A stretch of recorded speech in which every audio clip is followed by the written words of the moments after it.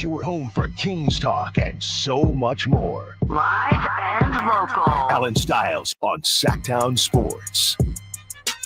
Yes. It feels so good to be back. Allen Stiles, Sacktown Sports, taking you up to 2 p.m. Want to give a shout out quickly to our fearless leader, Jose, for filling in for me on Thursday, and to Jason Ross for filling in on Friday. I'm sure they made your end of the week just spectacular. And thanks to Kyle, as always, whenever there are a lot of moving parts, those things can kind of move and shake some things. But I really enjoyed my time in Chicago.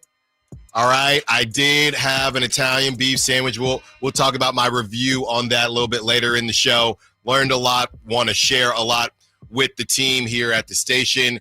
And 2025 is going to continue its red hot start. Oh, it's the summer, and it's the slow times, the slow moving times of the summer, especially when you're the Kings and the off season comes so quickly. But no.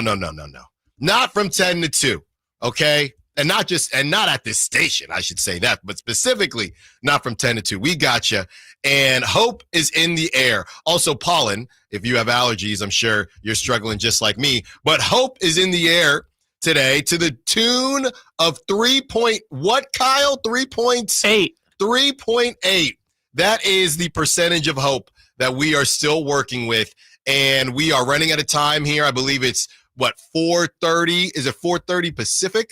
Where it 4 happens? o'clock Pacific time, but you know the way it works. Yes, it'll be hanging on, and that's where we find out if Kevin Huerter's got one more slight in him.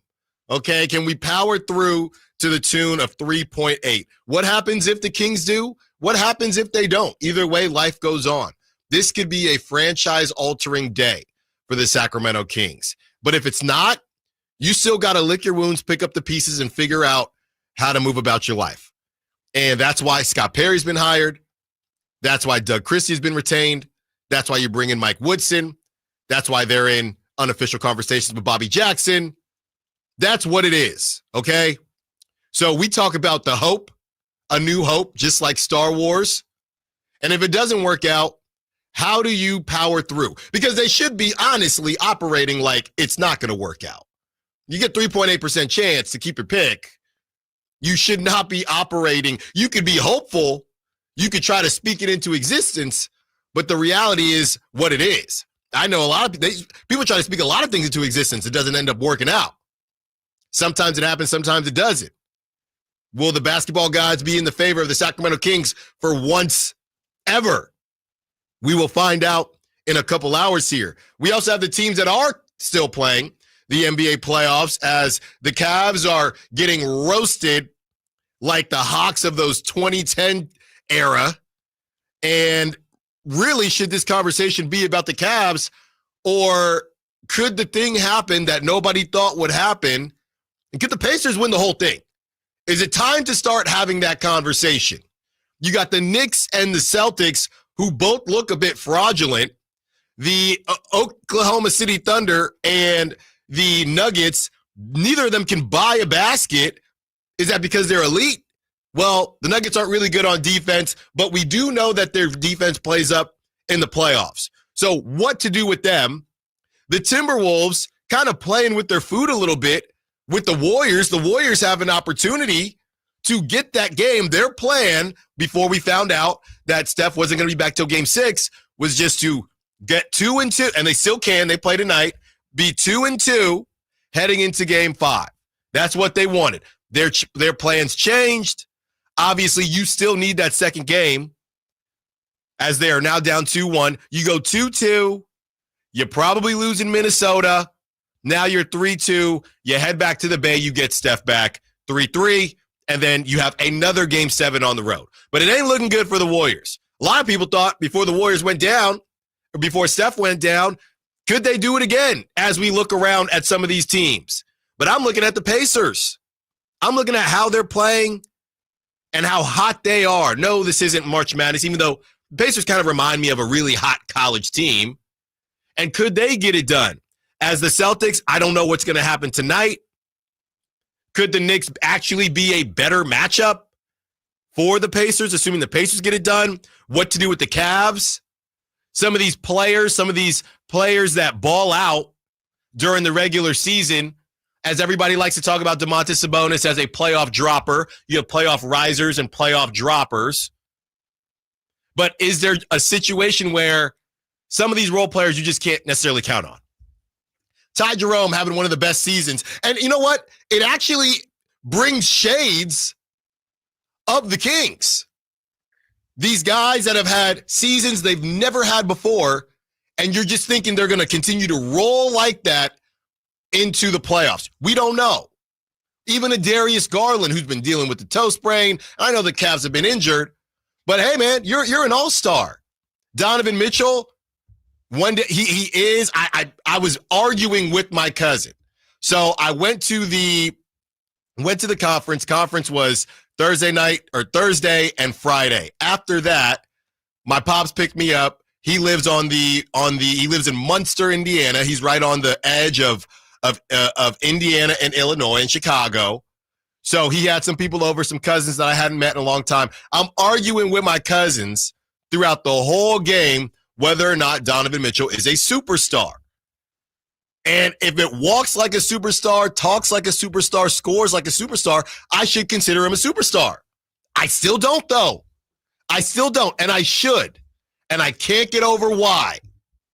So it's not Donovan Mitchell's fault they're in this situation. Nobody else can say on the court. But when you're banking on a Ty Jerome, okay, and Max Strus, who did ball out in the playoffs a couple years ago with no expectations, by the way, and we know that's different, how can you look at these guys and identify dudes that are going to be there for you in the regular season, but also do it for you in the playoffs? That's what the Kings need to find. Because it's all fine and good when it's loosey-goosey, 82 games. Half the time, dudes aren't healthy. There's no scouting report. It's one game here, one game there. But you got 7 games, and you're highlighted every single game. You get to this level, everybody is watching you. It's just like they say in the NFL, the 10 o'clock games versus the primetime matchups, right? It's the same idea. So where can the Kings fit, and who can they bring in that maybe on paper, we don't necessarily see somebody that jumps out to you, but you believe they've either shown us that they can perform at a high level in the playoffs, or you believe that they have it. That's not my job. That's Scott Perry's job, right? That's BJ Armstrong's job. To a lesser degree, that's Doug Christie's job. But we can still see who's out there and what that looks like. First name to me, even though they're at home right now, you know my guy, Bobby Portis. That's the type of guy that I am not afraid whether or not he's going to step up in the moment. Ty Jerome bounced around. Now he was a candidate for 6th man of the year. Great. Where you at in the playoffs? And if you're looking at a team that beat the brakes off the Eastern Conference and really the whole league all season long, I shouldn't be here harping about Ty Jerome on that Cavs team.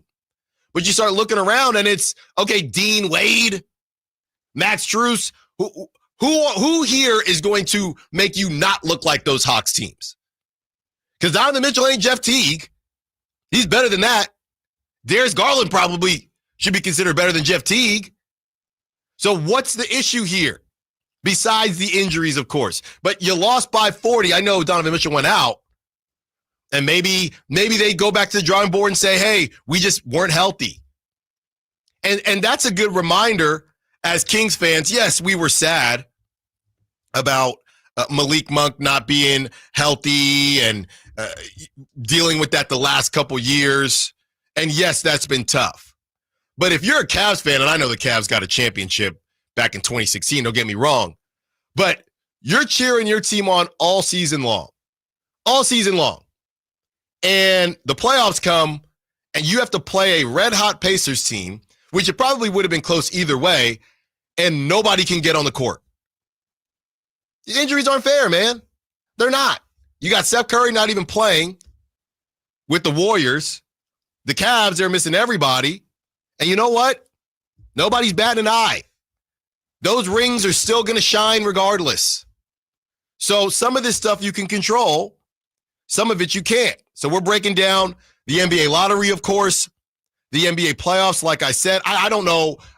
Is it weird to me that OKC Denver just isn't even aesthetically pleasing? I'm not even getting juiced up for those games. I don't know why. I haven't ranked my playoff matchups so far, which, as good as the first round was, it feels like things have regressed to the mean a little bit. I don't even know how I would rank them. I guess I'd have to rank them Knicks Celtics first because that's the healthiest matchup. I guess OKC and Denver's healthy, but it's boring.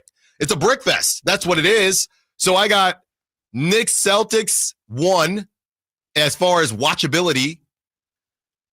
I guess it would have to be OKC Denver 2 because there's nobody else.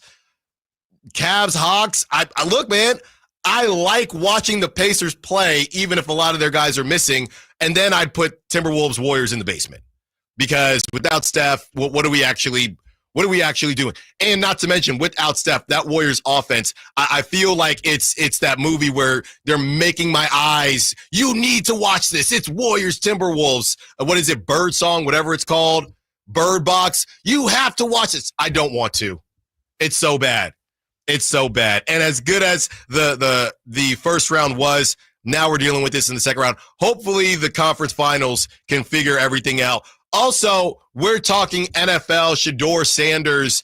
Is it kind of weird that the NFL, I don't want to say taught Shedeur, wanted to teach Shedeur a lesson, but is using Shedeur's brand on almost every single post that they have? That weird? Derek Carr retires. We know what he did. We know he is a Kirk Cousins variant. Me growing up a Raiders fan, I got some things to say about DC4. We got 4 hours with you, and we'll be right back. Allen Stiles, Sacktown Sports. Time to check out Capital Casino, conveniently located at 411 North 16th Street in downtown Sacramento.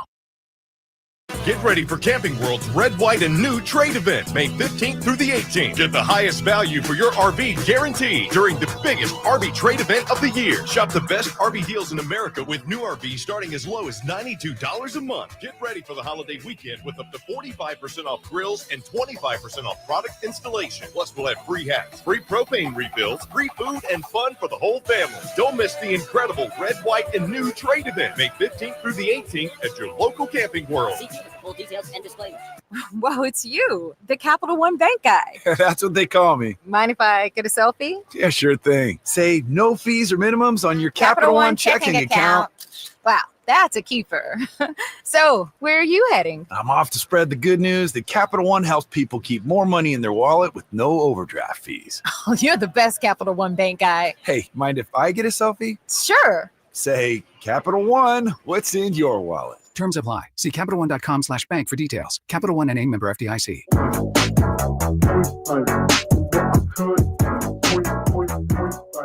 Allen Stiles. Watch the show on youtube.com/Sacktown Sports 1140.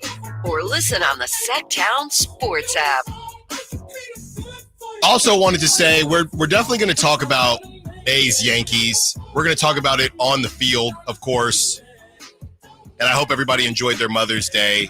By the way, we were out there in the Bay. Shout out Alameda. Enjoying our time out there. Hope everybody enjoyed their Mother's Day and gave their mothers or their motherly figures exactly what they deserve, as they should every day, not just on Mother's Day. So didn't get a chance to go to any of the games. I was out of town. And then, of course, yesterday being Mother's Day, I was, I guess, technically out of town as well, just not as far. But we are going to talk about Yankees, A's. I mean, the A's, none of the games were particularly close. The A's lost big twice, but they do get a nice W in that middle game on Saturday. And, of course, you know, people are going back to the same conversations that we've had. Now all the pictures are – and Kyle sent me a joke picture. What was that, Kyle, on Friday? The one I sent you was Friday. Yeah, the sellout on Friday, and this place is packed. I told y'all we're not going back and forth on it. We've already kind of addressed it, but yeah, look, this is not a slight on Sacramento at all. But this was already assumed, right? This was already assumed. We knew Yankees, Giants, Red Sox, They're supposed to be packed. And I don't even care who's there. I'm not even going to roast and say it was a bunch of Yankee fans, which is what it was. And I don't even care about that. It was packed. Good for Sacramento. We knew that. We knew that that was assumed. So victory lapping that, it's all fine and good. You're just setting yourself up for when they get back. And when they do get back, it's the Angels when they get back, okay? They have the Dodgers and the Giants. Then the Angels come to town. And I don't think that a lot of people will be victory lapping that series. So this was what was assumed. That might actually be the worst. Angels with no Trout against the A's, that might be worse. Is there a worse team that could come here that's not from California? Because I just feel like No, that's not from California. So I was going to say, there's got to be some transplants, who've moved to Sacramento who are like, I was an Angels fan growing up. I want to go watch I think there's plenty that aren't not from Sacramento, not from California. I would say the A's minor league counterpart, the Rays. That would be terrible. I don't know if the Rays are coming out, but that would be terrible. Every AL team is going to be so here. If that hasn't happened, and that hasn't happened, but there's not going to be any pictures for those. Okay, the White Sox already came through, and those numbers were fine. Those numbers were fine, but it's also Chicago. And I went to that Saturday game. It was raining, and it was still a decent showing. So look, I'm here. Like I said, we're talking about the actual baseball of it all. We know Sutter Health Park is a bandbox, which is really fun, right? I told y'all, I played long time ago. My wife played softball, so we watch a lot of softball. College softball is going on right now. It's fun because those fences should have been brought in probably a decade ago, and they haven't done it, right? There's something fun if you're not a baseball purist that likes 1-0 games. Sutter Health is the place for you. It's a great sell. Yankees scored, 29 runs this weekend? And by the way, Kyle, before we move on, what did I say? Aaron Judge, 7 RBIs. Did he get to 7? Well, he had 2 home runs on Saturday. Let's do the count real quick. So we've got, he went 4 for 5 yesterday. I know that. But yes, he had 2 RBIs yesterday. Yeah, he had none of the 10 RBIs in the first game, which is crazy. Okay, then I don't think he got it. He got 3 on Saturday. So he had 5. Yeah. He had 5. So I was 2 under. He had 5 of the 29 runs. There you go. The Yankees scored this weekend. I mean, decent bet. The numbers were there. So, look, shout out Sacramento for showing out. That's always going to be our mantra. But the idea of, man, look, this place is packed. Yeah, obviously. That game could have been played on Pluto, and it would have been packed if Pluto had a team out there. That's just how it goes. 29 runs, 3 sellouts, and 2 marriage proposals during the series. Heck yeah. Heck yeah. So shout out to the A's, and obviously, the pitching is just what's going to either keep this team afloat or sink them. If you can't control the zone when you're at Sutter Health, and again, the Yankees are incredible at hitting, but if you can't control the zone and you're not going to be able to hit with them, it's going to be a long night.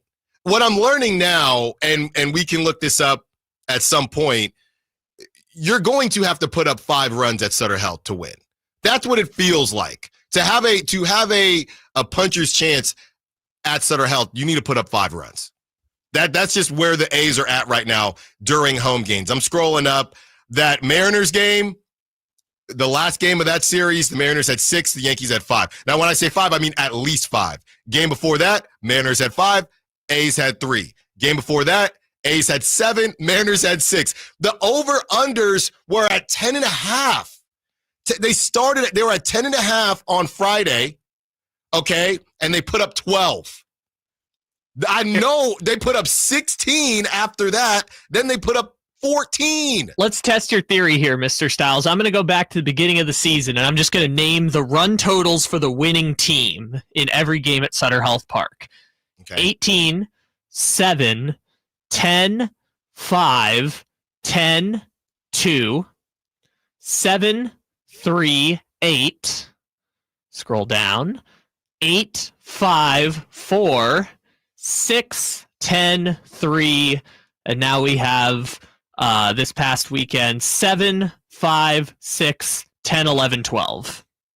So I counted 3 of the 18 to 21 games, 21 games. 3 of them, the team had less than 5 runs when they won. That's crazy. But at least we know, right? The A's are throughout this season, as it goes on, they're going to learn, and they probably already know, especially when you're facing the Yankees, hey, if we make mistakes, that ball is going to be over that Las Vegas sign, more than likely. That one was it Jason Dominguez? Somebody hit a ball, I think, to the berm. I think they hit that ball to the grass in that area over the bullpen. Blade hit one of those too, but yes, I think that's the one. The second of the Dominguez. I'll tell you this much, runs. and I'm back at River Cats this week, by the way. I'll tell you this much: River Cats games, they're in the bullpen. They're not getting over. I have not seen a ball hit over the bullpen yet. They'll go in the bullpen, but I haven't seen anybody running to the ball in the grass, in the rolling hills. So again, shout out to the A's. Look, Sacramento did show out. I'm just saying we're doing this stuff, and this was part of what was assumed, right? We're going to do the same thing when the Giants come. Obviously, that's going to be packed. When the Red Sox come, obviously, it's going to be packed. The Angels. And the other part of this, too, is this stuff changes a little bit as the prices have changed. The idea was we're selling this stuff at a premium. We're going to sell out because it's an intimate setting. These prices are not premium anymore. So I do think that matters. The Angels, whatever they would have gotten when they come back towards the end of May, whatever they would have gotten based on what they probably wanted to sell it for would have been a bit uglier than what they're going to get for it, because those tickets are probably going to be, I don't know, $15, $20. If you want to go on Wednesday, the 21st, $15 to get in the door. And that's fine. But context matters in this whole thing. But then you can flip it, and the weekend series is against the Phillies. You should make that back. There's probably going to be at least one sellout against the Phillies. I would think so. And I might need to get out there. I know Drape said he might be out there with his Philly ties. So great stuff from the A's. There you go. And we're going to talk a little bit more A's. Got some texts that popped up about the Pacers and Tyrese Halliburton, of course. And we are talking NBA lottery. So you're saying there's a chance. Allen Stiles, Sacktown Sports. On the move? Got somewhere to be? Take Sacramento Kings basketball with you. The Sacktown Sports app will let you stay connected to your passion. Never miss a moment of Sacramento Kings basketball with the Sacktown Sports app. Whoa. More fiber? What? Down here, buddy. It's me, your spoon. Constipation with belly pain still coming back? Yeah. Talk to your doctor. It could be irritable bowel syndrome with constipation, or IBS-C, but Linzess could help you get ahead of it. Linzess linaclotide is a prescription medicine that treats IBS-C in adults. It's not a laxative. It's a once-daily pill that helps you get ahead of your symptoms. It's proven to help you have more frequent and complete bowel movements and helps relieve overall abdominal symptoms, belly pain, discomfort, and bloating. These symptoms were studied in combination, not individually. Do not give Linzess to children less than 2. It may harm them. Do not take Linzess if you have a bowel blockage. Get immediate help if you develop unusual or severe stomach pain, especially with bloody or black stools. The most common side effect is diarrhea, sometimes severe. If it's severe, stop taking Linzess and call your doctor right away. Other side effects include gas, stomach area pain, and swelling. Talk to your doctor and say yes to Linzess. Learn more at linzess.com or call 1-800-LINZESS. Welcome to the NBA playoffs. The moment we've all been waiting for is here. The fans now on the edge of their seats. It's time to stay locked in to every single moment. Because you never know when history will be made. When it's win or go home, every moment matters. So don't miss a thing. NBA playoffs presented by Google continues on ABC, ESPN, and TNT. The hot weather is coming. Is your HVAC system ready for it? Let Lee's Air Plumbing and Heating make sure it is. Get to Lee'sAirPlumbingandHeating.com. Check out their $99 HVAC tune-up special. And let me tell you why Lee's Air Plumbing and Heating is the way to go. They took care of me when our heater collapsed over the winter, and Lee's set us up with a great new HVAC system that is providing comfort, value, and quality. Let Lee's Air Plumbing and Heating take care of you. License number 635355.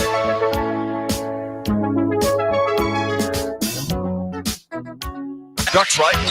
Goes and floats a 12-foot jumper that goes. Not clean, but back rim and through. Gilgeous-Alexander in transition with early offense has 21. Thunder 81, the Nuggets 78. It's over in Denver.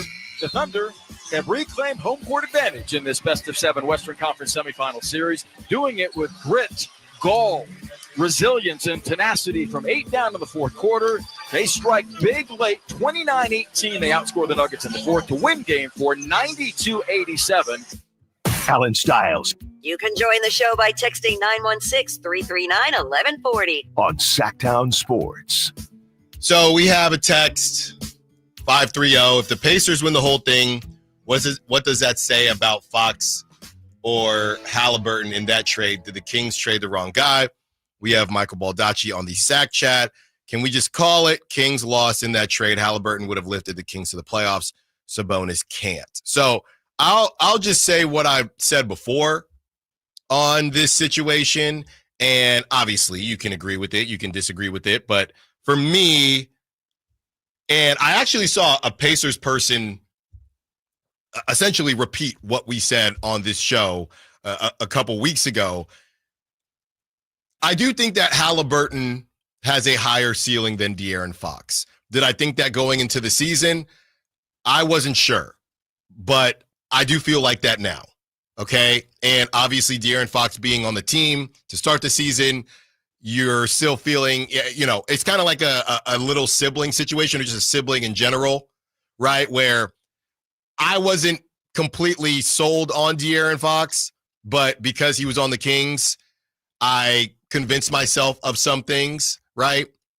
And then once he got traded, I kind of let my real feelings be known a little bit. And I think De'Aaron Fox is a good player. Like I said, I think the Spurs will be in championship contention when De'Aaron Fox is a third option. I've said that as soon as we found out that news, right? But I don't even know how much of this is about De'Aaron Fox or Tyrese Halliburton or even Domantas Sabonis. Because De'Aaron Fox, what I've also said, which I thought was kind of big of him, is when all that stuff came out, and I can't remember where this stuff got released, whether it was a text to Dave, a text to somebody else, one of his media, whatever the hell it was. But De'Aaron Fox even said, most people's best player is a wing. We need more wings. He told that to Keegan Murray. So De'Aaron Fox would probably tell you that I need to be a third option on a championship team. De'Aaron never said build around me. So I don't think it's about De'Aaron versus Tyrese Halliburton versus Domantas Sabonis. This is exactly what I said before, and I'll say it again. I look at Monty McNair. I look at Vivek Ranadive. I look at what happened after the trade as to how things went south. That's what I look at. I do not look at the actual trade. I think that Tyrese Halliburton will be viewed as a better player when it's all said and done than Domantas Sabonis. I do think that. But the Kings still could have had a nice line of success if they didn't trick off and mess up everything that happened after the trade. Everything. The problem wasn't the trade. And you could say, hey, well, the Kings, they broke the streak or the winless streak, and they spent 4 or 5 years in the playoffs. Look, man, look at Tyrese Halliburton and the Pacers. They're doing their thing, but the Kings, at least they had a nice run. And I don't think a lot of people thought that Tyrese Halliburton would be this. I'm saying, let's say they win the whole thing. A lot of people wouldn't have said, I think Tyrese Halliburton is going to be this. So the Kings would have kind of been off the hook. It looks 10 times worse when you trade Tyrese Halliburton and then you blow up the whole thing. You blow up the whole thing. So that makes the whole trade look absurd, look ridiculous, not to mention trading the other point guard in De'Aaron Fox. So to me, it's less about the actual trade and more so about what both teams did after the trade. The Pacers, they knew it would work. At Miles Turner, they end up holding on to Miles Turner. They get some hits, right? They get a Benedict Mathurin. They get an Andrew Nembhard, TJ McConnell. Everything seems to fit. They're able to trade for Pascal Siakam because that team made sense. and they have a center and Miles Turner. Pascal Siakam, it wasn't about Sacramento. Pascal Siakam didn't think he could play with Domantas Sabonis. And honestly, I don't think he could either. Neither of them really shoot the three ball very well. So Pascal Siakam said, I don't really know how that's going to work, but I know how it'll work we got a distributing point guard. We got a center that can stretch the floor. We got shooters, because that's something I don't do. Kevin Huerter forgot how to shoot over there. Nah, I'm cool. I'm out to Indiana. And honestly, it looks like more fun over there. So it's about everything that happened after the trade, more so than Kings lost the trade. Now, you could call that what came first, the chicken or the egg, and you could say, well, if they had not traded Halliburton or traded the right guy, then we wouldn't be here. And you can have that take. But to me, it's more about what happened after the trade than the idea that the trade was bad, if that makes sense. The trade wasn't bad. You not having a plan post-trade was bad. Look at what the Pacers did every single season, right? They've continued to add.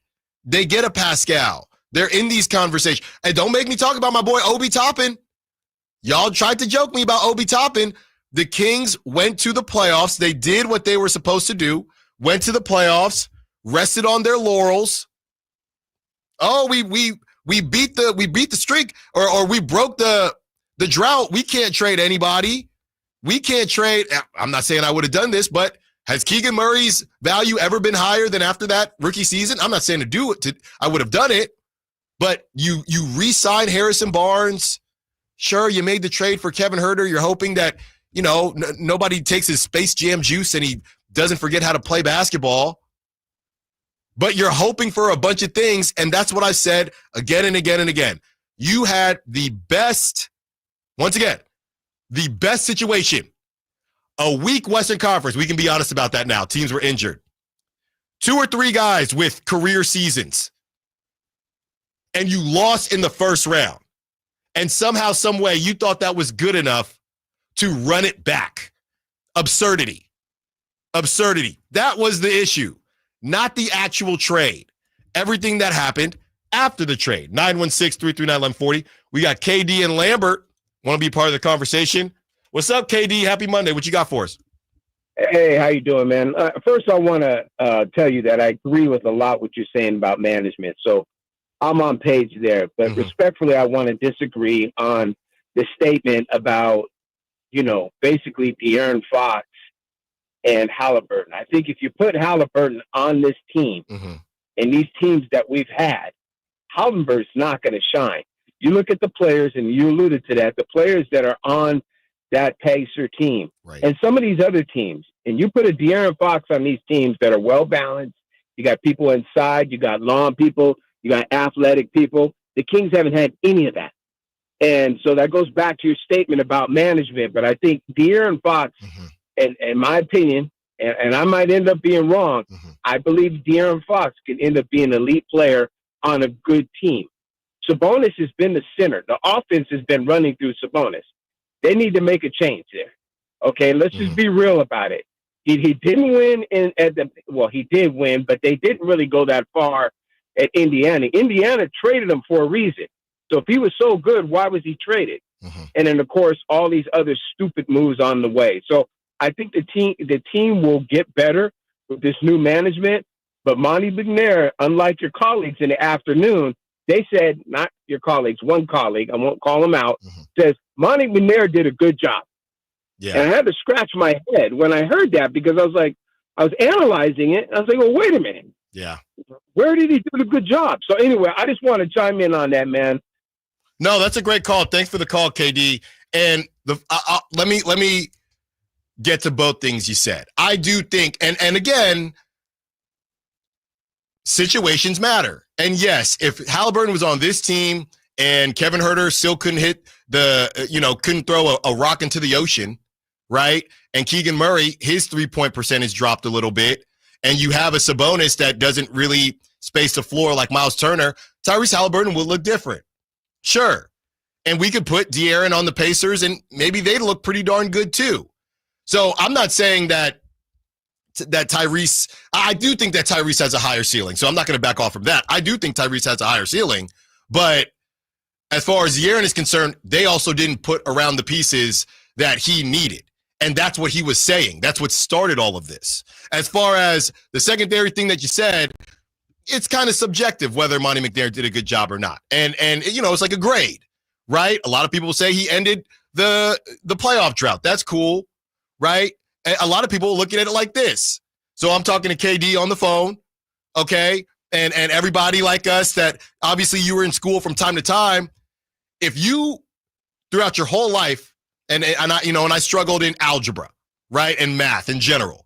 So, if I'm racking up F's, okay? And then one, not that it was that bad, but just hang with me. If I'm racking up F's, and that was the Kings post the early 2000s, right? Just F's all around. F's. We've looked it up. Even if there was a play-in, them boys weren't even good enough to make play-ins. They only would have made it twice out of the 18 years, whatever the heck it was. So all F's, and then somebody comes along and does a C job.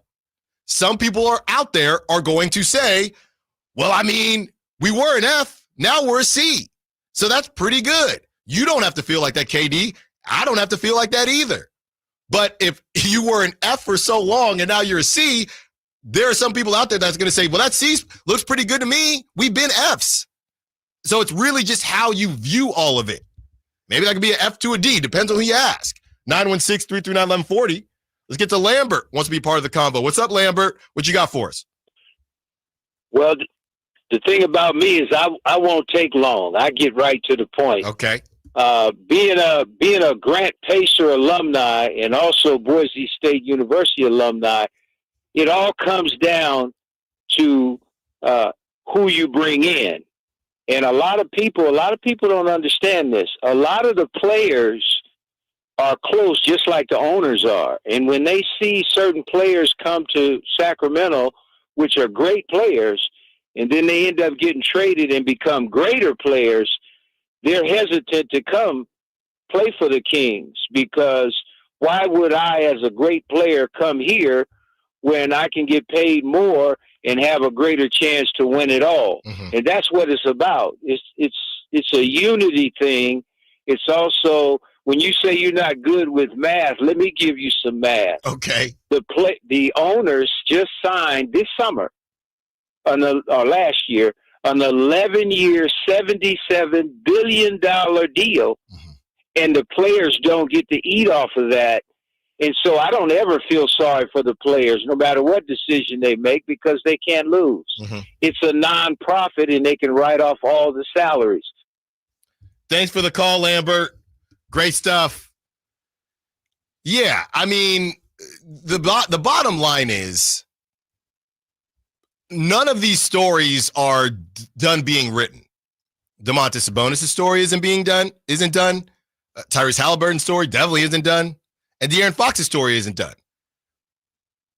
As far as De'Aaron Fox is concerned, the Kings viewed him, whether that was Mike Brown, and I know him and Mike Brown are very close, they view him at the time, you're going to be our number one.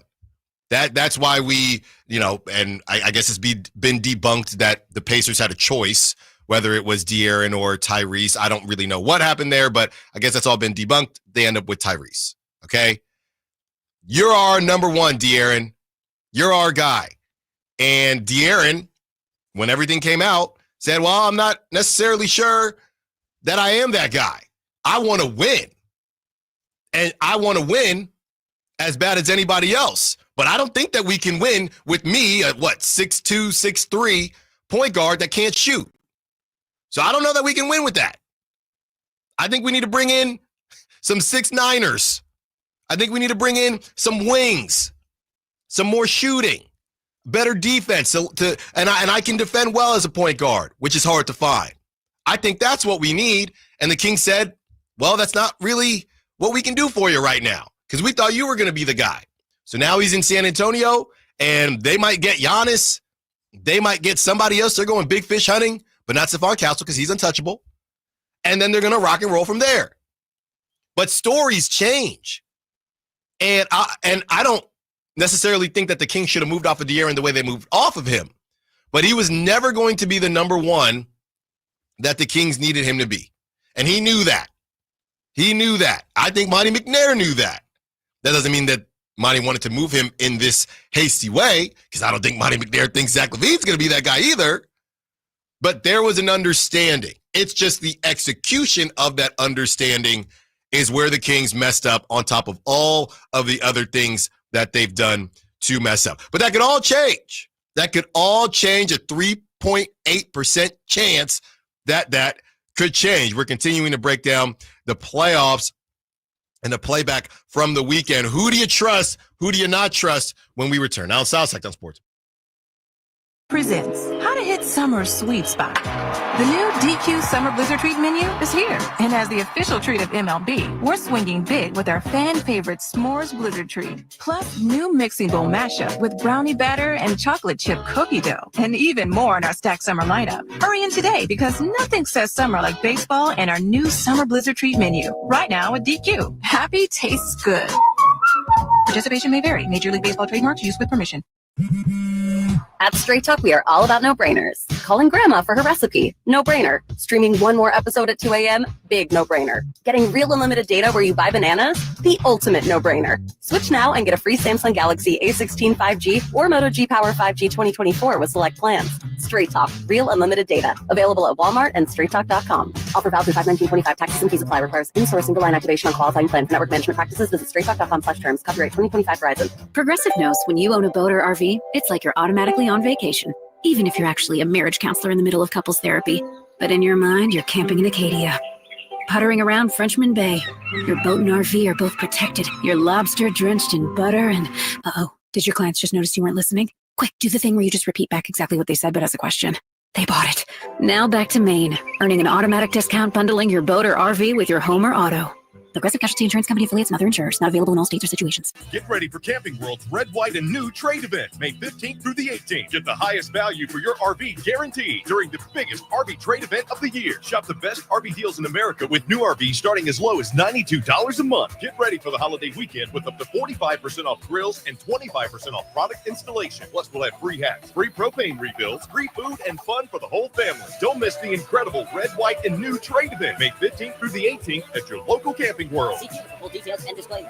Power Business Technology is proud to be a 100% independent, locally owned and managed Toshiba copier dealer. Local ownership cuts out the red tape, allowing ourselves to never be too busy to personally answer the call when our clients need us. Recognized for excellence in service execution, training, and customer service, we're proud to be named a Toshiba ProMasters Elite Dealer since 2021. Contact us today for all your business printing needs at 844-POWER-BZ. That's 844-769-3729, or visit us at powercopiers.com. Sacramento's premier music festival, Country in the Park, is this weekend with Bailey Zimmerman.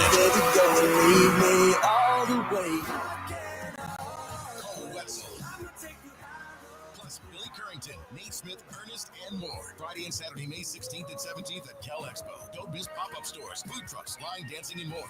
Country in the Park, celebrating 25 years, May 16th and 17th at Cal Expo. Sponsored by the California Army National Guard. Get tickets and more info at CITPfest.com. There are so many benefits of working with the Overhead Door Company of Sacramento. Now, we chose them to get our new garage doors, and we're so thrilled that we did. They look absolutely amazing. Jason Ross here. And for us, well, we just flat out needed new garage doors. But maybe you do as well, or maybe it's just repairs to your existing doors. Well, the Overhead Door Company of Sacramento can help you with that. It is also a great time of year because this is when homes go on the market. So is yours ready?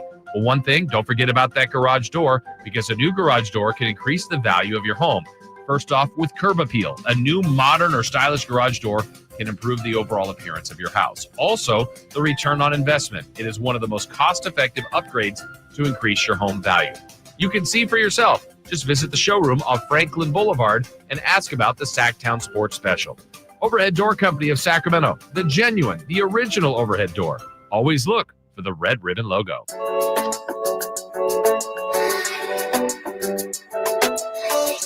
Live and local. It's Allen Stiles on Sacktown Sports.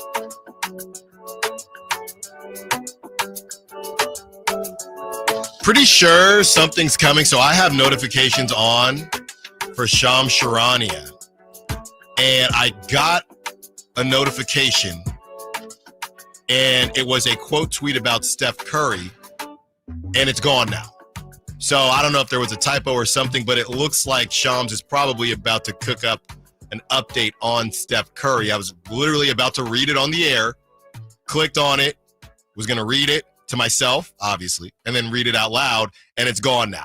So I don't know what that could be. Obviously, the word was that Steph wasn't going to be available until Game 6, but maybe something has updated. Sprained hamstring, I feel like, is something you don't necessarily, pull or strain. Or, obviously these words are different when you're dealing with professional athletes. But, yeah, that sprain word, I didn't love that from the jump with Steph. And, they have a huge break. The Warriors do. Obviously, they play tonight, and that's Game 4. And then it's just another game off. It's just another day off, I believe. Then after Game 5, they get 4 days off. Yeah, so there's a weird schedule quirk because the Valkyries' debut is on Friday, which was when Game 6 normally would have been scheduled in Golden State, but they have to now play it on Saturday. Yeah. So it's weird. It's like Tuesday, Saturday, Monday is the weird schedule quirk. A lot of people like to rank rings, right? Oh, how much should this ring be worth based on, a lot of people love the Mavericks ring, right? With Dirk. I would say the two rings that get talked about the most, maybe three. I would say the Dirk ring, the Kawhi ring in Toronto, and maybe you could throw the Pistons in there because they didn't have a star. Yeah, those are the three. Those are the three strongest rings. Oh, I guess you got to say the 2016 Cavs. That's a strong ring coming back from 3-1. Yeah, I guess so. Although you could make the argument the Cavs did have the two best players in the conference that year. I know. I've always said, and I've said this forever, that Kevin Durant going to the Warriors made everybody forget that the Cavs also had a super team, that they traded the number 1 pick for Kevin Love. They had Kyrie Irving and LeBron, and they ran through the Eastern Conference. Well, they had it for 1 year, and then Kyrie Irving left. What do you mean? Were you talking about because he was injured? No, I'm saying the first Durant year in Golden State, yes, they beat the super team Cavs. Yes. But then Kyrie left, and then LeBron carried the bums to the finals for a second run. What I mean is when they blew the 3-1 lead, right? Everybody was talking about the Warriors, obviously, because they had a chance to be viewed as the best team in the history of the NBA. And they blew that lead, and everybody was saying, look, now that the Cavs are healthy, see what happened. Then Kevin Durant joined the Warriors, and it was, wow, how's LeBron going to do this? Look what they had to match up. And that is true. But going back to the 2016 ring, that was a pretty even matchup. That was and then you have the Draymond drama getting suspended, but that was a more even matchup. And people have even said you could have made the argument that Cavs team was actually more talented than the Warriors. And now that we've seen all these teams, let's say the Cavs lose, right, in the second round. I know injuries and things like that, but we've seen regular season teams trick off before. I know that's a bit of copium if you're a Warriors fan, and you did trick off the situation. Don't get me wrong. You blew it, but you choked. But I think that Cavs team was much better than what people give them credit for. That ring is still one of the toughest rings to attain. But once KD joined the Warriors, it was, oh, what's LeBron going to do? I mean, this little old Cavs team, stop that. Yes. To your point, of the super team era, which I would say is post Michael Jordan until 2019, of the quote unquote super team era of the NBA, you have those three that stand out, and maybe a fourth for Cleveland just because of the 3-1 comeback. Everyone else, you could go to the Spurs, you could go to the Lakers, you could go to the Heatles, you could go to the Warriors. Every other one was some sort of dynastic team winning. And when it comes to how impressive will this ring be, really just matters who wins it, right? We don't actually know until somebody wins it. I'm looking at who is really surprising you the most so far? Obviously the Pacers, but early on in that series, they were facing a hobbled Cavs team. So I don't know if that's impressive versus surprising. I think what they did last night, even though Donovan Mitchell tapped out at some point, I think that was ridiculous. I mean, you're up 40 points. We've seen some crazy blowouts in the second round as well. Knicks up 2-1. I think Knicks by far the most impressive to me off the top of my head. Most impressive is the Knicks. See, that one's tough because if you look at the series in totality, the Celtics have outscored them by like 25 points, but the Knicks are up 2-1. So that one's been surprising that the road team has won all 3 games in the series. Yeah, and you know what? That's just one of those weird ones where there were a ton of Knicks fans in the Garden and or at TD. The Garden. Yeah, the Garden. Not the Garden, the Garden. Right. But even when the Knicks are on the road, and I know it's not that far of a drive, I got on my Philly friends last season when Knicks fans took over the Sixers game.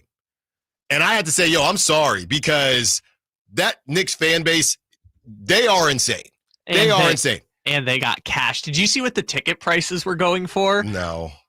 Get in the door $750 for game 3 this weekend. So they travel well. I would say on the opposite end in New York, I would assume Boston travels pretty well also. So those home games are just weird to me.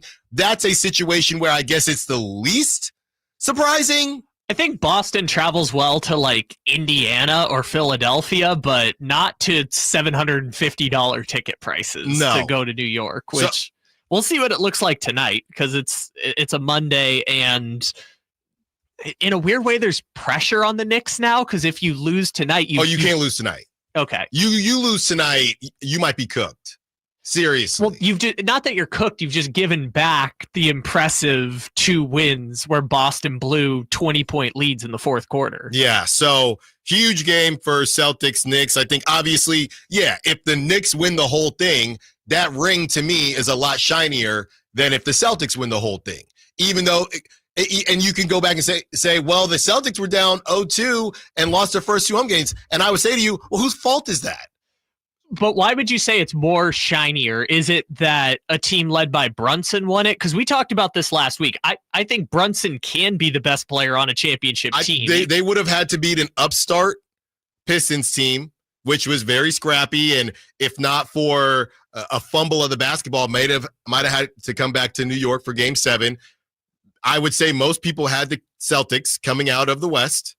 Okay. Coming out of the East. So you would have beat the Celtics that were looking to repeat.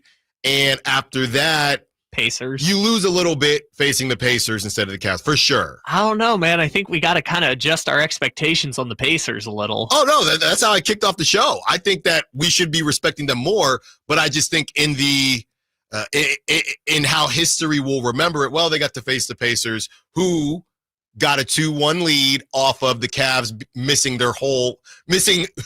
40% of their rotation in the first 2 games. And an all-time collapse in Game 2 where they had a 7-point lead with 40 seconds left. Let's not forget, after beating the Bucks with no Giannis or Dame going out and all of that situation. So I think it would be tough, but I think that everybody would look at the Knicks. The Nuggets, I think for sure, that would be a very shiny ring, beating a Thunder team that they were crazy during the regular season. Timberwolves should be a shiny ring, but no Steph. If they get to the finals, yes, that would be ridiculous because that would be the first trophy in that franchise's entire history. Sure.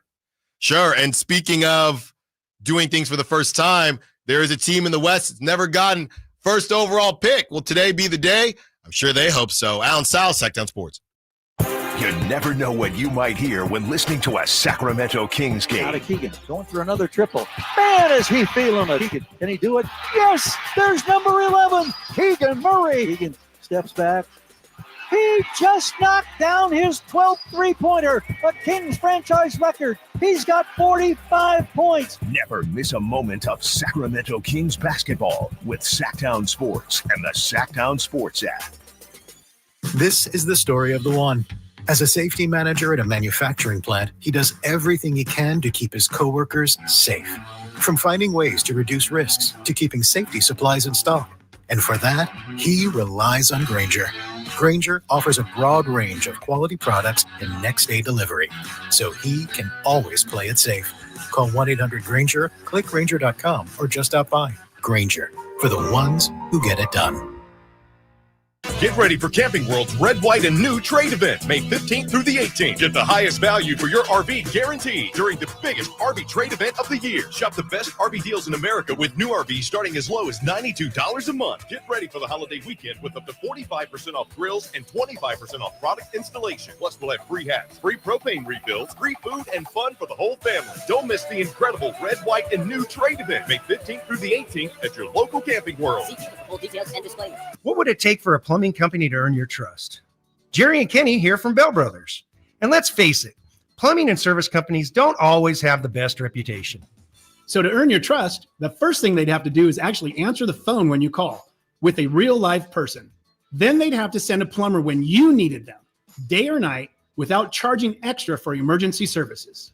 A trustworthy plumber would show up on time, wearing a clean uniform and name badge, and be able to show that they had passed a background check and drug test. A plumber you could trust would give you a firm quote on the job before starting and clean up after they finish the job. That's exactly the plumber you'll get when you call Bell Brothers. A plumber you can trust. Call Bell Brothers right now for all your plumbing needs. Our number is 916-444-1234 or find us online at thenosurpriseguys.com. The No Surprise Guys, Bell Brothers.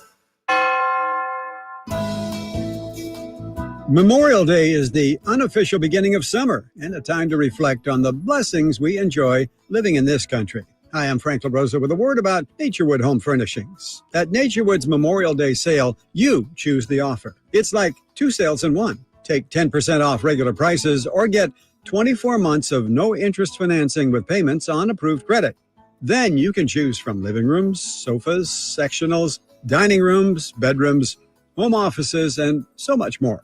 Whether you're looking to lighten the mood in your living room, brighten up your bedroom, or tighten up your home office, you can shop and save big on the best selection of quality furniture, including Sacramento's largest selection of furniture made in the USA. Shop the area's best selection of quality furniture at Naturewood Home Furnishings. Off Highway 50 at Hazel, look for that water wheel.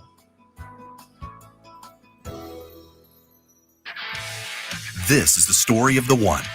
As a lineman, he does whatever it takes to keep the power on in his community. And he wants a partner like Grainger who does the same.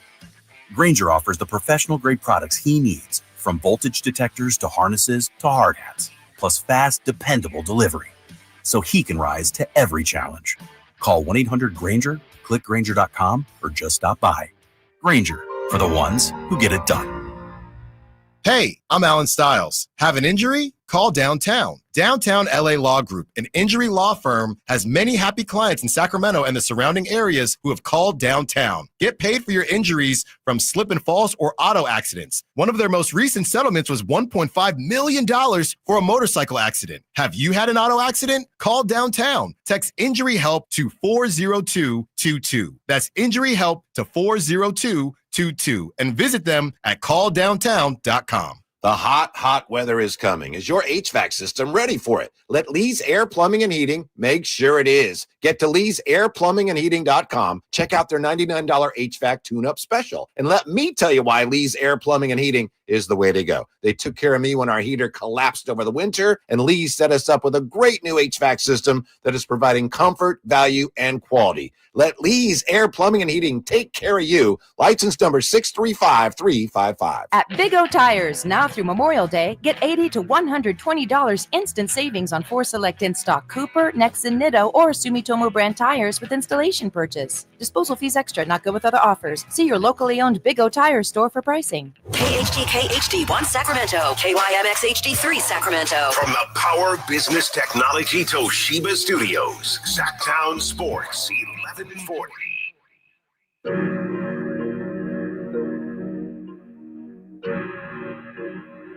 Your home for Kings talk and so much more. Live and local. Allen Stiles on Sacktown Sports. 11 o'clock hour, taking up to 2 p.m. That team would be the Utah Jazz. Since the NBA introduced the draft lottery in 1985, the Utah Jazz never have drawn the number 1 overall pick nor improved their draft standing. Obviously, the NBA draft lottery is tonight. If you didn't know that, now you know. And the Kings have a 3.8% chance to keep their pick. It is much smaller than that to get Cooper Flagg. You like Jazz? Yeah, the first pick in the draft. But these are the hours, and we're counting down those hours to where we haven't lost it yet. There's still a chance that the Kings could get it until it officially is over, and they don't, and it officially goes to the Hawks, or doesn't, and the Kings end up keeping it with a 3.8% chance, which would be incredible. An incredible start to the Scott Perry era is what it would be, and the official Doug Christie era as the head coach without the interim. It'd be outstanding. Now, do we think that's going to happen? The numbers aren't necessarily on the Kings side, but it's not at 0. 1 in 26 chance. 1 in 26 chance. There's worse out there. Somebody got to win the lotto, or else it would have just kept going up the whole time. So we understand that there's a chance. We also understand that the Kings have to be ready to, and not even pivot. The pivot should be if they do win it, not if they don't win it. They should not be, and it's interesting, the draft boards, things like that. We know they did a workout a little bit ago as far as teams that could, or players that could be in the second round, but it's much easier to figure out, we actually do have the pick, and let's now not hope that we mess this thing up, versus let's act like we have the pick, and then even though there's a large chance that we're not going to have the pick. So here you go, 0.8% chance of the Kings landing the number 1 pick in the draft, which we believe will be Cooper Flagg, a 3.8% chance of the Kings landing the number 2 through 4 pick, then a 96.2% chance of the Kings landing 13 or 14, which would send it to Atlanta. So that's not going to be easy for the Kings to overcome. It seems like, obviously, hindsight is 2020, and man, that sounds like a lot for Kevin Huerter at the time. But at the time, Kevin Huerter, that would have made him 3 years younger, looking like a sharpshooter. 4-year contract. 4-year contract. He was balling. He was Kayvon out there in Atlanta. Looked like he was gonna take another step and be one of those sharpshooters in the league. Good size on him, going 6'7", can play him. You thought maybe different positions as well, and it felt like it was worth it at the time. Felt like it would have to, a lot of things would have to go wrong for it to look like a bad deal, and all of those things happened. Kevin Huerter ended up stinking, and then the team didn't stink enough to keep the pick. So the two things you didn't need to happen happened. So I would say this. They did not give up, or they gave up essentially the maximum value they could with this pick, right? Yes. It's a top 12 protection, and they're going to be 13. Mm-hmm. But at the same time, I don't think it was a bad trade at the end of the day. Kevin Huerter played 2.5 seasons, one of which he was excellent, one of which he got hurt at the end of the season and was struggling before that. Yes. And this past year where everyone was trying to run him out of town. So I will say the trade wasn't terrible at the end of the day. It led to a playoff appearance, and the lottery protections kind of worked out, because for example, this exact trade just happened this summer at the last draft. Portland traded the number 14 pick in the draft for Denny Advia. That's going to look like a huge win for Portland. Mm-hmm. Bub Carrington, who Washington used the 14 pick on, might turn into an excellent player. I don't know. But everyone's going to look at that and say, wow, Portland did great getting Denny Advia for the 14 pick in the draft. I don't think the gap between Kevin Huerter and Denny Advia is so significant that the Kings absolutely got screwed on that deal. Well, you know how I feel about Denny Advia, but that's neither here nor there. I will say this, and I'm just looking here, right, as it will all be, I'm just glad this will all be put to bed after today, Unless they get the number 3 pick. Well, if they get the number 3 pick, then we wish Kevin Huerter the best. Either way, we wish him the best. Then we have to do this whole thing again next year because it'll be top 10 protected. Good. More content. I'm looking here, and that 2023, 2020, the Beam team season, Kevin Huerter shot 40%. 40%. These are the things that you just didn't need to have, which is crazy because in 2024, he shot 36%. He's always been a great shooter, right? The issue is, and he's at 36.1. That was the lowest he's shot in his career, but the other season where he shot that low was 36.3. So he's always been right there. He can shoot. And in my mind, it felt like he shot worse than 36%, to be honest with you, that in 2024. If you were to ask me, Allen, what did Kevin Huerter shoot? Did he shoot over under 35%? I'd say there's no way he shot over 35%. And he did. Yeah. And he did. And this is the funny thing about how those trades go, right? Because if the Kings had stuck to the plot and made the playoffs in 2024 because Luka doesn't sit on Malik Monk's leg, if they had gotten in the playoffs, the Hawks would have had the 17th pick in the draft in a weak draft class, and well, honestly, probably would have gotten Jared McCain, but it would have gone away last year and no one would have thought about it. The fact that we just have to keep talking about the pick for 2 off seasons in a row is kind of what's making it feel like a nuisance, is that this should have been just a logistical, hey, we move on, great, they take the pick, they get a mid-first rounder, and we all move on. We've just had to keep dragging this thing out because the Kings have missed the playoffs. You look at, and here's the other thing, to move away from the actual three-point percentage, right? The other part of this is it just looked the trade, honestly, it looked worse than it should have because of how well Kevin Huerter played in the Beam team season. That's pretty much it. Kevin Huerter, while with the Hawks, right, got the rookie season, of course, at 75 games, 9.7 points, then 12.2 points, then 11.9 points, then 12.1 points. Here comes the Beam team season, 15.2. Then that next season where everybody's ticked off, including me, saying, what's this guy doing? He's at 10.2. So that was the lowest in his career besides his rookie season, but it wasn't egregiously bad. Yeah, Kevin Huerter was a good 5th starter. But coming off, and then here you go. That happens, 10.2, and it's a combination of things. He's shooting 36% for 3, 10.2, doesn't really play defense like that. They're not winning games, so now it snowballs. Out here in Chicago, he started 16 games. He played in 26. In Chicago, Kevin Huerter shot 37% from 3, and he averaged 13.2 points per game. Now they weren't winning games, but he got that fresh start, and he's starting to look more similar to who he actually is. But it can happen that quick, and especially can happen that quick when you have an organization making hasty decisions. And I've said, Kevin Huerter probably needed to go, right? Once things weren't working out. What they got back for him obviously is a part of this as well. But in theory, the initial trade wasn't terrible. It's just how much he dropped off in combination to everything else that happened last season. Because you're right, Kyle, and we can live in a what coulda, woulda, shoulda happened situation. But if Kevin Huerter doesn't get injured, remembers how to shoot, and has a great run even if they lose in the first round again, has a great run in the playoffs that in 2024 shows everybody what he can do, right? Even if he has a kind of rough go in this season that just ended, we could say, well, Kevin Huerter, he did ball out in the playoffs. They go 7 games again. They're right there. Who knows what could happen? But he gets injured, never gets to that point.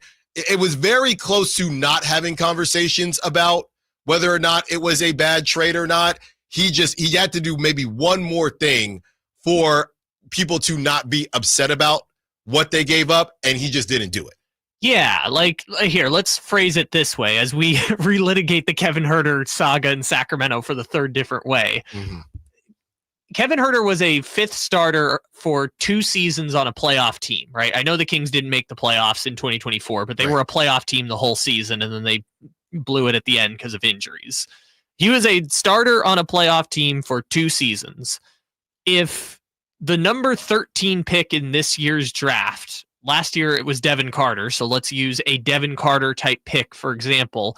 If Devin Carter were to ever become a solid number 5 starter on a playoff team for 2 seasons, we would look at that as a successful draft pick. So I don't think the Kings did bad in the Kevin Huerter trade. I don't think they did great. They kind of sold at the middle on what that pick could have been, because that pick could have been the next Devin Booker. But Kevin Huerter was a solid 5th starter, and ultimately giving up a middle of the 1st round pick for a solid 5th starter is a fair trade. I'm not going to say a good trade or a bad trade. It is a fair trade at the end of the day. And that's how much of this thing is, how things look on paper versus the reality, right? Nobody was talking about this pick beam team season when Kevin Huerter was shooting 40%. And then it goes away. And you think, man, what did we give up to get him again? And a lot of people didn't even realize, bleep them picks, whatever. Kevin Huerter's balling. And then the next season came by, hey, by the way, what did we give up for Kevin Huerter? And then you found out, and now it's staring us in the face. Well, and now it's been 15 months where we're just like, God, why do we have to keep talking about this Kevin Huerter pick? And there's a 96.2% chance that after tonight, we can finally stop talking about the Kevin Huerter draft pick. But we want the 3.8. We want the 3.8, baby. I don't know. I would rather just... I know Ace Bailey's an excellent player, and I know Cooper Flagg is the future, but the peace of mind of not having to talk about this stupid pick for all of next season, because it would be top 10 protected next year if we win the lottery tonight. I don't know. It's kind of tough. Cooper Flagg not having to talk about the Kevin Huerter Yeah, pick. You sound ridiculous right now. Yes, I'm joking. Some non-Kings related lottery situations. The Sixers pick is top 6 protected, or else it goes to Oklahoma City. 64% chance that it goes to the Sixers, 36% chance that it goes to the Thunder. And knowing the Thunder, they'll probably get that. Houston Rockets have the Phoenix Suns pick unprotected, 3.8% chance of landing the number 1 pick, or 17.3% to get top 4 pick. Spurs get the Hawks number 14 pick, 3.4% chance it lands in the top 4. And the Jazz, like I said, have never had the number 1 pick. Okay. You like jazz? Let's get crazy here. And what happens if the Kings get the number 1 pick tonight? What happens if the Kings keep their pick and they don't have the number 1, but it's between number 2 and number 4? You keeping these young, hungry players to change the direction of the franchise, or you moving them to go get a big boy? Allen Stiles, Sacktown Sports. You like jazz? Time to check out Capital Casino, conveniently located at 411 North 16th Street in downtown Sacramento. Ooh, ma. What was that? That is business phone bliss with the Ooma Cloud phone system. It handles all our voice, video, and messaging needs. You sound very calm. I am. Ooma has everything I need to run my business more efficiently, like virtual receptionist, call routing, and video conferencing. And it starts at just $19.95 per month per user, plus taxes and fees. Ooma. Nice. Find your business calm at ooma.com/radio. Millions of Americans take medicine like Ozempic and Zepbound. Many of them are overpaying by thousands of dollars a year.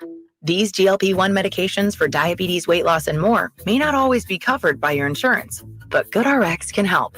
GoodRx helps you save every month on prescriptions at over 70,000 pharmacies nationwide. Best of all, it's free to use. Check GoodRx to save on GLP-1s. Just go to goodrx.com/GLP. That's goodrx.com/GLP. GoodRx is not insurance, but can be used instead of insurance, including Medicare and other federal and state-funded programs.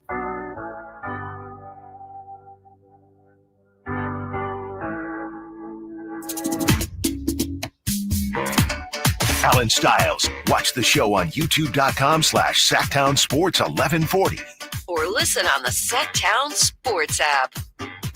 That Sacktown Sports app, I feel like we do not talk about it enough. It is really good, man. I got a buddy who is one of my best friends, really, and he's up in Oregon. He listens to the show on the app, and he loves it. we're really trying to make people aware. YouTube is great, and we love YouTube. But if you're running around, YouTube will keep playing sometimes. Sometimes it doesn't keep playing. If you are stationary, YouTube is awesome. But if you are on the go, you can listen to that app. You can listen to it. If you end up out of me in Chicago, right, you can listen to it in your car through your Sacktown Sports app. So be sure to download that. It's a smooth download. It's a smooth app. And we have our hours that are kind of broken down there. We're getting into breaking down some of our segments on the app as well. So if you're trying to catch a 15-minute segment, whatever it is, we are evolving that app. So be sure to hop on if you haven't done so already. So never got that updated Shams post that I had mentioned, but Shams did say this on the Pat McAfee show, just real quick on the whole Pacers being injured team merchants. Shams said this: Donovan Mitchell had an MRI today and has been diagnosed with a re-aggravation of an ankle injury. I'm told that he's going to be a game-time decision for Game 5. And that's what I don't know. Look, we can be happy or not happy for Tyrese Halliburton. This is crazy, though. Let's not forget what happened with even last season. And now this season, what happened with the Bucks and Dame. And now you have the Cavs. I mean, that one, what was that, Game 2 when 3 guys were missing? You can only play who's in front of you. Now Donovan Mitchell might not play, and Darius Garland missed a couple games. I mean, this is incredible. It's incredible, that type of luck that they've had. But you can't control injuries and you can't control luck. All you can do is take care of business. And if the Pacers win the whole thing, I feel like because they weren't a favorite, they'll more so get the benefit of the doubt, where it's, okay, Pacers won the whole thing. Yeah, they got a couple easy. Now, it would have to end at some point, right? If they go and face the Knicks missing Brunson, or the Celtics missing Tatum, even though everybody says Celtics don't need Tatum, if they deal with that, or the Nuggets missing Jokic, there will be a level where it's, okay, enough is enough. Yeah, just by the way, to the Shams thing, this was what he said on the Pat McAfee show, which is probably what he was about to tweet out. Mm-hmm. I'm told his progression going into Monday was really like jogging, some movement into his jump shooting. I think the next step is trying to get him to the point where he can run fully, sprint fully, cut fully, take contact. You're talking about Steph now. Yes, This is him about Steph. Until you get to that point, there's not like a safe way to bring him back from a hamstring injury. And that organization has obviously, I think, been very measured and careful bringing players back from these injuries, which is a complete lie because they brought back Kevin Durant from a calf injury. It's cooked. He hasn't even been sprinting yet. No, he's jogging. Yeah. And we're talking about a guy who runs about 5 miles per game, or whatever that ridiculous number is. Yeah. What was it? Jimmy Butler ran more in game whatever than he had at any point in his career. So that's what we're talking about here. So, like I said, injuries are rough, man. Timberwolves, the thing about injuries is if you are going to get lucky, make something out of it, right? Don't face a Warriors team with missing Steph Curry and then lose in the Western Conference Finals. Hey, maybe it's your year. Make it happen. That's what I say. Minnesota's so interesting because we would expect whoever gets out of Thunder Nuggets would be favored in the conference finals, right? Probably. Whoever gets out of the West? Whoever gets out of Thunder Nuggets would be favored against the Timberwolves. Yes. So it's kind of a weird spot because Minnesota was in the conference finals last year, made a relatively significant trade, might get back to the conference finals, and no one really talks about, I said they were going to go to the conference finals, but no one really talks about them as a serious threat to win this thing, despite the fact that they have Anthony Edwards and, quite frankly, I know they've played the Lakers who don't play defense, the Warriors without Minnesota or without Steph Curry, but they've looked like the most dominant team in the playoffs so far. Yeah. So as we get to our dream scenarios, if the Kings manage to get the number 1 pick, if they manage to get anywhere between the number 2 and number 4 pick, what would you do?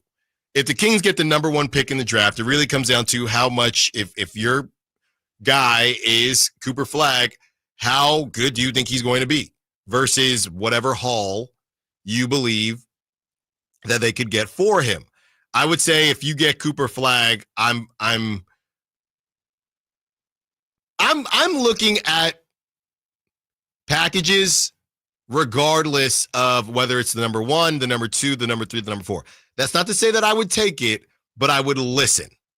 I would definitely listen, because if I'm Scott Perry, and yes, he has been given the ability to blow it up if he wants. That's what he's saying. But I think we could all agree, and it's been reported before. I believe it was from Mark Stein, but we don't even need Mark Stein to report it because we live here and we know what it is. They don't want to blow it up. That's why they didn't trade De'Aaron Fox for a boatload of picks and traded it for $45 million Zach LaVine. So we don't need anybody to tell us that, but at least we do have confirmation. So if I'm Scott Perry and I know that my boss doesn't really want to blow it up, right? I'm looking at who I can get for Cooper Flagg. Now, it better be a heck of a package. And I think the tough thing is when it comes to trades and money, can you get enough back with the money working to where you are not laughed at the same way the Kings have been laughed at in the past? And I don't know, based on, would it be, I think what happens is if you get if you get the number 1 pick, now it's you can take him, but you're going to take Zach LaVine. That's what I think it turns into. And then we're going to get a treasure trove of win now players that we believe will help. And, maybe, I don't know what happens. DeMar DeRozan, I don't know what happens there. I'm just saying because Zach LaVine, his money can bring you the most back. Hey, you get the number 1 pick, but you got to take Zach LaVine, and we're looking at who's going to help Domantas Sabonis, who's going to help the point guard situation, all of that, and it better be a haul where this is sustained success. Because the reality is the best way for sustained success is to draft a 20-whatever-year-old kid and have him be your cornerstone, have him be your foundation. That's the reality. But I know what my boss really wants. And my boss really wants playoff revenue this coming season.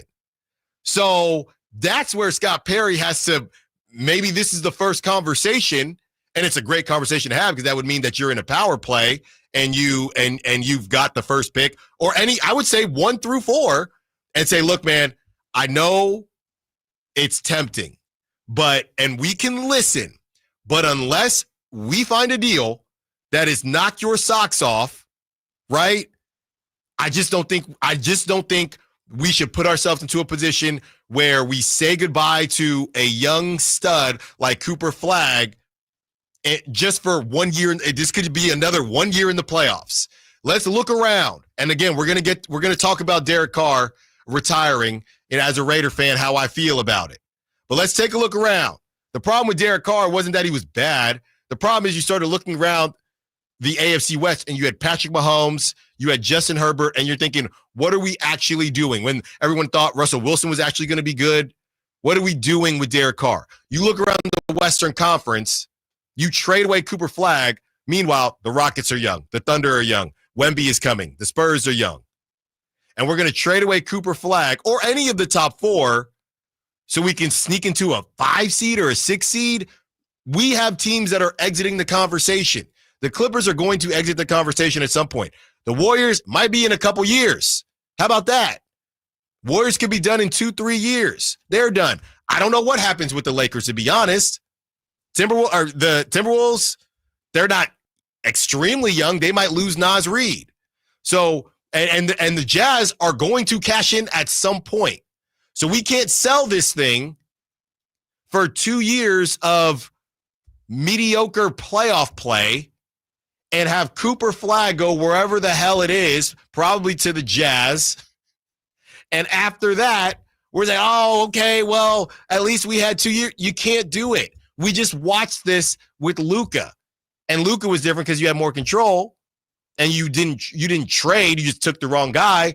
But I just don't think you can afford the other side of it. I do not think whatever you could get back. Now, I'll listen, but I don't think that anything you could get back Maybe we're talking the third or fourth pick, maybe. But 1 or 2, it better be something I've never seen before, ever. Yeah, I think you kind of hit on it, which is if it's 3 or 4, you can talk yourself into that move, because this is why tonight is going to matter a lot more for other teams, but I think Sacramento's a microcosm of it. Is winning the lottery is a path to a superstar trade, right? When Anthony Davis got traded from the Pelicans to the Lakers, people don't remember the thing that got that over the line was the Lakers jumping from 9 to 4 and getting the 4th pick in the draft that they could then package to New Orleans. What facilitated Damian Lillard leaving Portland 2 years ago was Portland winning the lottery and getting Scoot Henderson with the 3rd pick to be the heir apparent, right? Superstar trades get facilitated by those types of moves. So, yeah, I think whoever ends up 1 or 2 is going to sit and pick, right? It doesn't matter if it's Utah, Brooklyn, Toronto, San Antonio. Whoever gets 1 or 2 is going to stick and pick, no matter who it is, no matter your situation. But if you're in that 3 or 4 position, there's some room for flexibility when it comes to making a superstar level transaction. Trade target of the day coming up next. Another Eastern Conference point guard. Who could it be? Allen Stiles, Sacktown Sports. Water. It's more than just a word. It's morning routines, backyard memories, and everything in between. At Roseville Environmental Utilities, we're not just managing water, we're protecting it. Smart planning, conservation, innovation. We make every drop count for today and tomorrow. Let's keep the promise together. Find out how you can help at roseville.ca.us/water promise. Roseville Environmental Utilities. Water. It's not just a word. It's our promise. Come check out Capital Casino, Sacramento's #1 poker room with the most variety of table games in the region in a safe and friendly environment. Plenty of well-lit parking available, conveniently located in downtown Sacramento. And remember, Capital Casino has the best food, the best service, and the best action. 411 North 16th Street in downtown Sacramento. For more information, log on to capital-casino.com, and please gamble responsibly. 1-800-GAMBLER. Sacramento's premier music festival, Country in the Park, is this weekend with Bailey Zimmerman.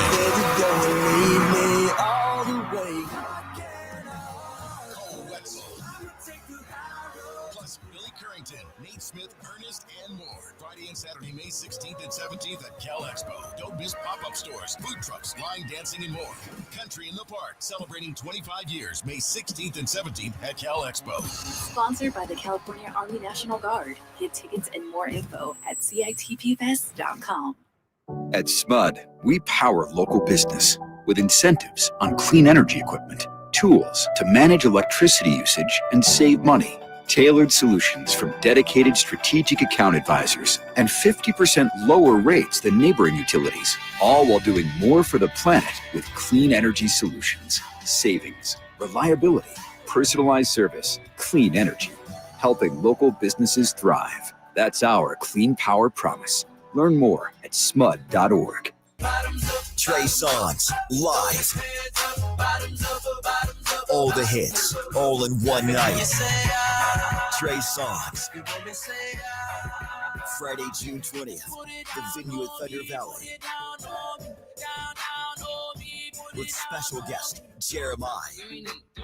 For tickets, visit ThunderValleyResort.com and see the show. Trey Songs, Friday, June 20th, the venue at Thunder Valley.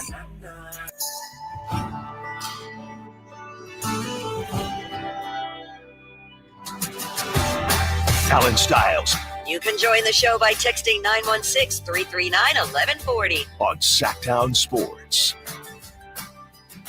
It's that time. It's trade time. Or is it Trey time? Trey Young is our target of the day, our trade target of the day for the Sacramento Kings. And this is a guy who it's come up before.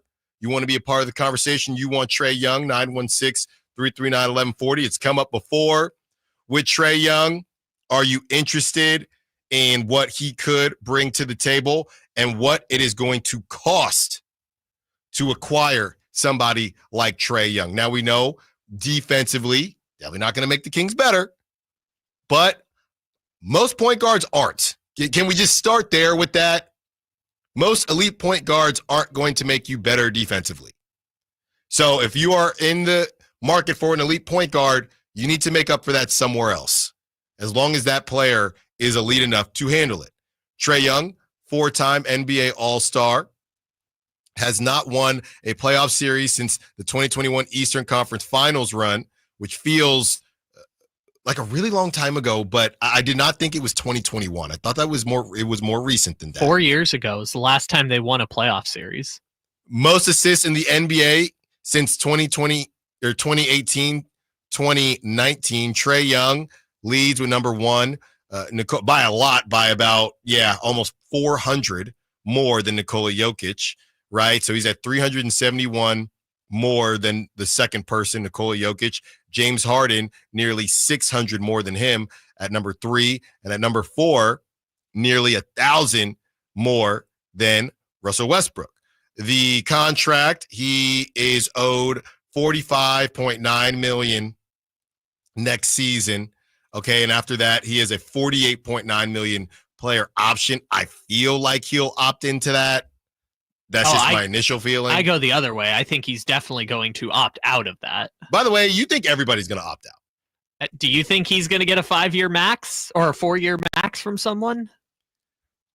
I mean, you got to, and that's probably an argument to not go to Sacramento, to be completely honest with you, because even though they haven't done anything in the playoffs, it might be easier sell if I'm Trae Young, easier to make an all-star in the East. And now that it's not his choice if he gets traded, but easier to make an all-star in the East, easier to make the playoffs in the East. So when you're looking at a max contract, that type of stuff is easier to sell versus being in the West, especially if you're on the Kings and, not playing with another superstar. You are the superstar. This is the same conversation as De'Aaron Fox. To me, he is more prone to elite passing Trae Young. De'Aaron Fox is better defensively. Obviously, Trae Young better three-point shooter. But I don't know that Trae Young, for what he's going to cost, I don't know that Trae Young is going to take you to that level. Again, I got to know who else is on the squad. He's 26 years old. He's about to turn 27 in September, okay? This season, he played 76 games, so great chunk of games, 24 points per game, 3.1 rebounds per game. This was a really weird season to me for Trae Young. It felt like, I don't want to say he was padding, but it did feel like he was assist hunting. He had some crazy assist numbers. He averaged 11.6 assists this season, and it's just not winning basketball is my issue. Is it you trying to get your assist numbers up, or are you actually playing basketball the correct way and making the right decisions? Kind of cost him as far as the three-point percentage. Let's not forget he was supposed to be a Steph Curry variant. He isn't really that. He can shoot from the logo, 41% from the field, 34% from three, which is 1%, 1.2 less than his career average, 87% from free throw land. I like Trae Young, but, here's the thing. Kyle, you think that he's going to opt out, okay? Could go both ways. I just crunched the numbers. So if he does opt out, then you, again, made those moves for a rental because he's opted out, and you've lost whatever you've lost to make that money work for a rental, or he opts in, and again, now you're paying what at that point? And I know we have some trade packages that we're going to look at, but at that point, I mean, again, and I feel so bad, but this all just comes back to Zach LaVine. You cannot pay $40 million to Zach. That to me is the biggest issue with this whole thing. And I don't think Scott Perry would do it. And I'd like to think that he wouldn't do it.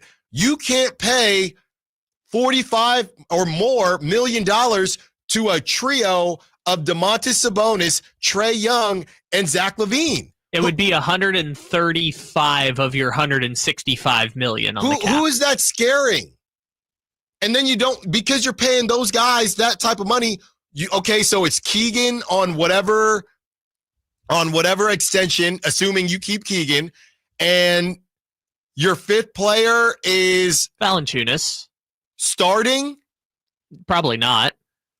It's Dorian Finney-Smith. It's Keon Ellis for one season, and then we'll figure it out. I don't think you can afford Cam Johnson at that point.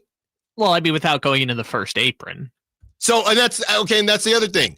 So I have to go into the first apron, not because of the guys I'm paying, because of the guys I'm paying, but really because I need to bring in more. Because if I'm the vet, I'm saying, if I'm paying these three dudes that much money, I should not have to go into the luxury tax because they need additional help. If I'm paying those three guys that type of money, that's my issue. All right. So that was a good style espresso, by the way. That's my issue. I'm still a bit warm. Still drinking. Yeah, that was a pretty good one. So here's the contract situation, just to close the loop. So let's operate on the assumption that in this scenario, A, Trey Young gets traded, and B, he doesn't make All-NBA in his one season with the Kings or whatever team he gets traded to. Let's just assume he doesn't make All-NBA. So he could opt out of the, $48.9 million and sign a 4-year, $209 million max extension, which would be 46.3 year one, 50.1 year two, 54.1 year three, and 58.4 year four, which if you're the Kings, you want him to sign that if you're trading future draft picks and players to go get him. 4 years, $209 million extension. And we had a caller earlier to talk about the $77 billion or whatever it is.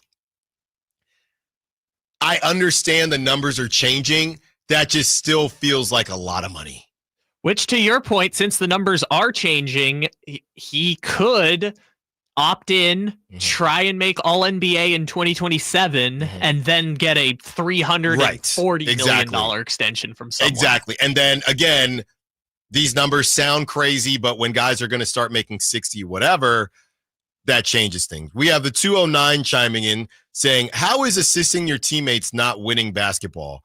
That's a crazy take. That's from the 209. I would say this, and I think some of it was unfair, but let's go back to the Russell Westbrook MVP season. It's very obvious. It's called stat padding. It's very obvious. Again, these the Hawks, were they in the play-in initially? I just think they're always in the play-in, right? Are you talking about this year? Yeah, the Hawks are the team that lost both games. They were the 8 seed that lost both, correct? Yes. This year. This year. Last year they were the 10 seed and they lost, and then they got the number 1 pick. Okay, so they're sitting in the play-in, right? Trae Young is averaging 11 assists per game, okay? 11.6, whatever. There was a game where he had 20, right? Trae Young, again, is on the 8th seed in the East. He's averaging 24 points, 3-point whatever rebounds, 11 assists. There is documentation of Trae Young running around trying to purposely get an assist. Passing to one guy, that guy misses. Pass it to another guy, that guy misses. 209, you know the game. Numbers never lie, but they don't always tell the whole story. Okay? And if I'm looking at a Trae Young who is just kicking it in the Eastern Conference play-in with 11 point whatever assists per game, I'm wondering how these assists are being attained. We do the same thing with rebounds when Russell Westbrook, when Steven Adams was getting out of the way so Russell Westbrook could get rebounds. I don't think we can look at that. And I'm not saying that out of the 11, they're all stat padding, right? Yesterday, okay, or a couple days ago when the Warriors lost to the Timberwolves, I saw Julius Randle and, might have had a buddy that was interested in Julius Randle's points. Julius Randle wanted his first playoff triple-double. Julius Randle, every time he got the basketball, was running around and passing the basketball. It's still a triple-double, and it's legit. But you could easily say, especially if you're like my buddy and had some American US dollars on him, that Julius Randle was hunting a triple-double. You can hunt assists. It's not that hard to do. And I would even say Julius Randle isn't as egregious because they're in the middle of and at that point it had kind of gotten out of hand, but they're still playing. But you're telling me in the regular season, you think that every assist that Trey Young had was meaningful? You can hunt any stat you want. Well, and I want to emphasize this point while also saying I do think they should try and trade for Trey Young if they can. But I do want to make this point. Of the elite offensive players in the league, he is the worst defender. Like, I'm not we can go to LeBron, D LeBron, and all the nerd stats. Yes. But he the only one who finished worse than him this year is Devin Booker. And Devin Booker, it was a weird situation in Phoenix. But of the quote-unquote superstar offensive players or elite offensive players in the league, he is the worst defensive player in the league. He's a traffic cone. So you'd have to make up for that, which I think you would, right? And again, who else are you bringing in? As we read off what the starting lineup probably would be. So you got to make up for that, and you're paying him a lot of money. I'm really torn on this one. You throw him in with the other point guards. Can you get Trey Young type production at a cheaper rate? I'm torn, man. Help me. 916-339-1140. More of your calls, more of your texts, more of your sack chat. All right, Kyle has been in the trade dungeon, the trade generator, and when we return, he will tell us what the Kings would have to give up for Trey Young. Maybe that will get me back on the Trey Young train. Allen Stiles, Sacktown Sports.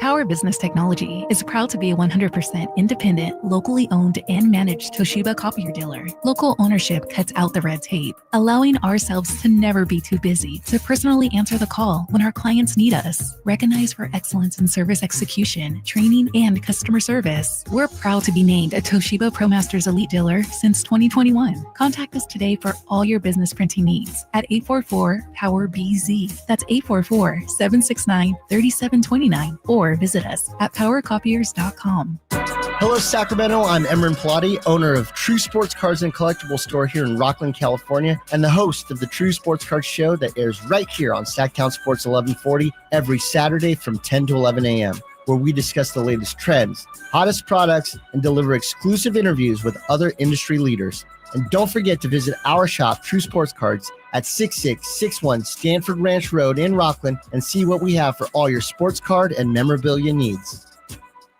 With 25 award-winning years in Northern California, Ashton & Price is your local injury law firm. Pro attorney tip: if a firm presents as local but they're in LA, red flag. If your first consultation is not with a lawyer, big red flag. At Ashton & Price, your first consult is with a local attorney, and if serious injury prevents travel, a lawyer will come to you. Still not enough? George Washington's my uncle. At Ashton & Price, no red flags, just red, white, and blue.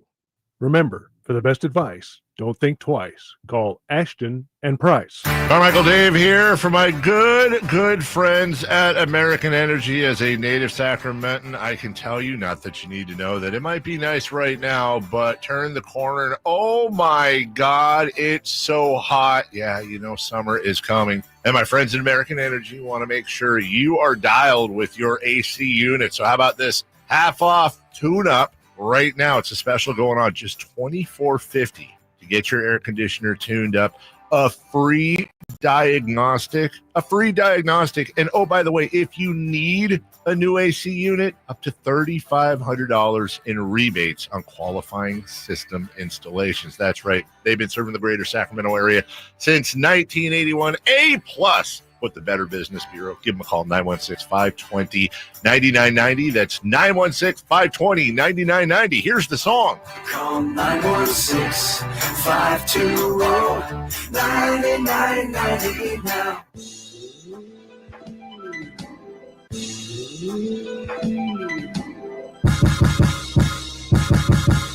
Live and local.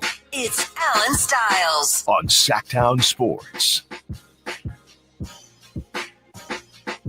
It's not even done yet because the NBA lottery is today. I just came up. It's not done because the money, I'll try it right now, but okay, it does work. I just came up with the most diabolical trade scenario. and then we'll get to yours, Kyle. But in the just because we are enjoying our last hours of possibly having a pick in, you gotta believe 3.8. I cooked up the most diabolical trade ever, and I don't even know if I would do this. There's one person I would want to add, but I don't think that it's a team option, so fans pose weird about this. What about this, Kyle? Would you do this deal? I can't believe I'm saying this on the air raw. I feel like when she said team option, I know where you're going. No, because it's not Dyson. Because I don't know. I can't do Dyson because of the team option. Oh, okay. So there's no Dyson. I wish. Would you do this deal? The Hawks get, let's not do number 1 pick, just to make it easier. Say number 4. Yes, the Hawks get, no, because then I think the Hawks might say no. Let's say the number 2 pick, okay? Number 3. Number 2. Hawks get Zach LaVine, DeMar DeRozan, the number 2 pick in the draft, okay? The Kings get Trae Young, Jalen Johnson, and Zachary Rissache. Yeah, I feel like the Hawks say no to that. What if it's the number 1 pick? I feel like the Hawks probably You still have Dyson. Probably still say no. Yeah. I mean, what's the point of trading the number 1 pick for the number 1 pick? They already got the number 1 pick. It's Rissache. Okay, switch them. Well, they're not going to move. I think they would move Rissache before Dyson. Or maybe I'm... If you took out Rissache from the deal, I think they would consider it, but then the Kings probably wouldn't. Right. Because I'm looking here, there's nobody really else. Like I said, I was just having some fun there. Yeah, I just don't know why the Hawks would give up the number 1 pick for the number 1 pick, unless they're like, we think Cooper Flagg is going to be so much better than Rissache. When they decided last year, they could have had anyone they wanted, and they took Rissache. Well, I think the other thing is you could look at it and things would change, right? Like to me, I'm looking, because we're dumping salary essentially. Right, or we're dumping players that we're just going to move on from. Sure. So it would be DeMar DeRozan, Zach LaVine, the number 3 pick, right? And the Kings would get Jalen Johnson, Trae Young, and Terrence Mann.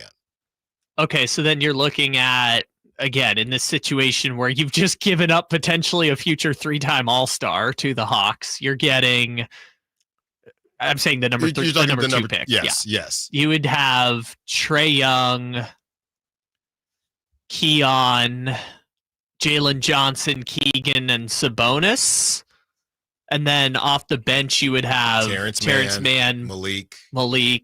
That? And Valanciunas. I might be in on that. Well, yeah, I mean, the Kings are getting better, but you know what you're giving up? Potentially Dylan Harper. That's what you're giving up to potentially get that. They might lose Trae Young anyway. I think, honestly, the Hawks, if Jalen Johnson, and that's the thing, the Hawks, the Rockets, all these teams, the Spurs, they got these young guys that are untouchable, and they need to figure out, are they actually untouchable or not? Okay, so let me toss something at you. And for all the people listening, we're just having fun. Don't take any of this seriously.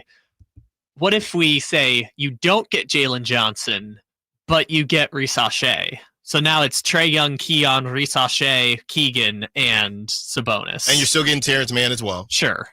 So you're saying, but that's what I just said. That's what I just said. I don't know. I said Dyson Daniels, but I don't know if they think Rissache is untouchable. Well, do you think that Jalen Johnson has a higher ceiling than Rissache? I think that they probably think he does because they've seen more of him. No, I think they think Rissache has a higher ceiling. That's why they took him like number 1 pick. Yeah, but they already had Jalen on the team. Yeah, I get that. But like Jalen, they gave him, a $30 million contract? I'm sure they hope Rissache is going to be an all-star one day. Yes, they were in a position where they had nothing going for them, and they still said, Jalen, we're still not moving Jalen. Maybe they just wanted to feel like we had an untouchable player. I don't know. But again, that's Rissache in a down draft. So we were just having some fun. Kyle, you have the real deals. So let's get to some of the real deals. And now we're rocking and rolling. Yeah. Okay. So in a world where the Kings are trying to get a trade for Trae Young, see what I did there? Yes. It would have to be the package that we've talked about most often with these deals, which is DeMar DeRozan, Malik Monk, Devin Carter, and picks is going out the door. Now, Atlanta won't have use for all of that, right? So they're going to have to reroute somebody to somewhere else. I went with them deciding to just keep DeRozan for a year and then flip Malik Monk, because obviously if they make this trade, they wouldn't have a point guard, so they have to get a point guard somewhere. So I ended up flipping Malik Monk for Cole Anthony in Orlando. Orlando needs scoring. Atlanta needs a point guard. It gives Anthony Black room to become the great point guard you believe he's going to be. If he doesn't come to Sacramento. Yes. So this would be the Kings get Trae Young and Georges Niang. The Magic get Malik Monk and one of the Charlotte second rounders that the Kings have. Okay. And then the Hawks get DeMar DeRozan, Cole Anthony, Devin Carter, Gary Harris Jr., who they'll probably buy out. The 2026 Kings pick, the 2028 Kings pick with some sort of lottery protection on it, and the Minnesota first rounder with some sort of protection. I said 1 through 4, so like it protects them if they get a superstar, but other than that, they got to send the Minnesota pick to Atlanta. You know, when you said out loud who the Kings were giving up, I was ready to say you're crazy. I was. Then when you read through everything, I started to not think you were as crazy, because initially it comes down to how much do you like Trae Young? And that is something that I am opening up to the good people of Sacramento as I'm finding out as we do this exercise that I guess I don't like Trae Young as much as I thought I liked Trae Young, to be honest. Apparently you like LaMelo Ball more than you like Trae Young. He's about to be 28, or he's about to be 27, rather. It's these small guards, man. Yeah. That's what worries me. And he hasn't really shown. He's averaging 24 points. I guess I don't really know what Trae Young is going to be besides a really elite passer that can score the basketball at times. But Trae Young, again, we would be paying 4 guys nearly $50 million, or 3 guys nearly $50 million, and I wouldn't trust not one of them to take over a game. I wouldn't trust Sabonis, I wouldn't trust Zach LaVine, and I wouldn't trust Trae Young, and that's a problem for me.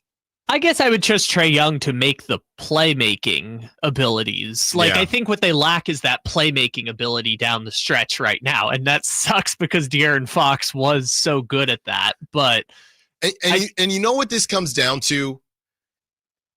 Can you combine a bunch of dudes who haven't? Well, and Trae Young did go to the Eastern Conference Finals, but can you combine a bunch of dudes who haven't done a lot of winning and put them together, and then they do a lot of winning, right? Trae Young, yes, he went to the Eastern Conference Finals. That was 4 years ago. I wasn't even a father yet, and I wasn't even in Sacramento yet. Trae Young has one good run, right? And I think the year before that, maybe they went to the second round or something. Trae Young had a couple good runs, right? He's kind of hit a weird ceiling, if you will. Maybe it's the team.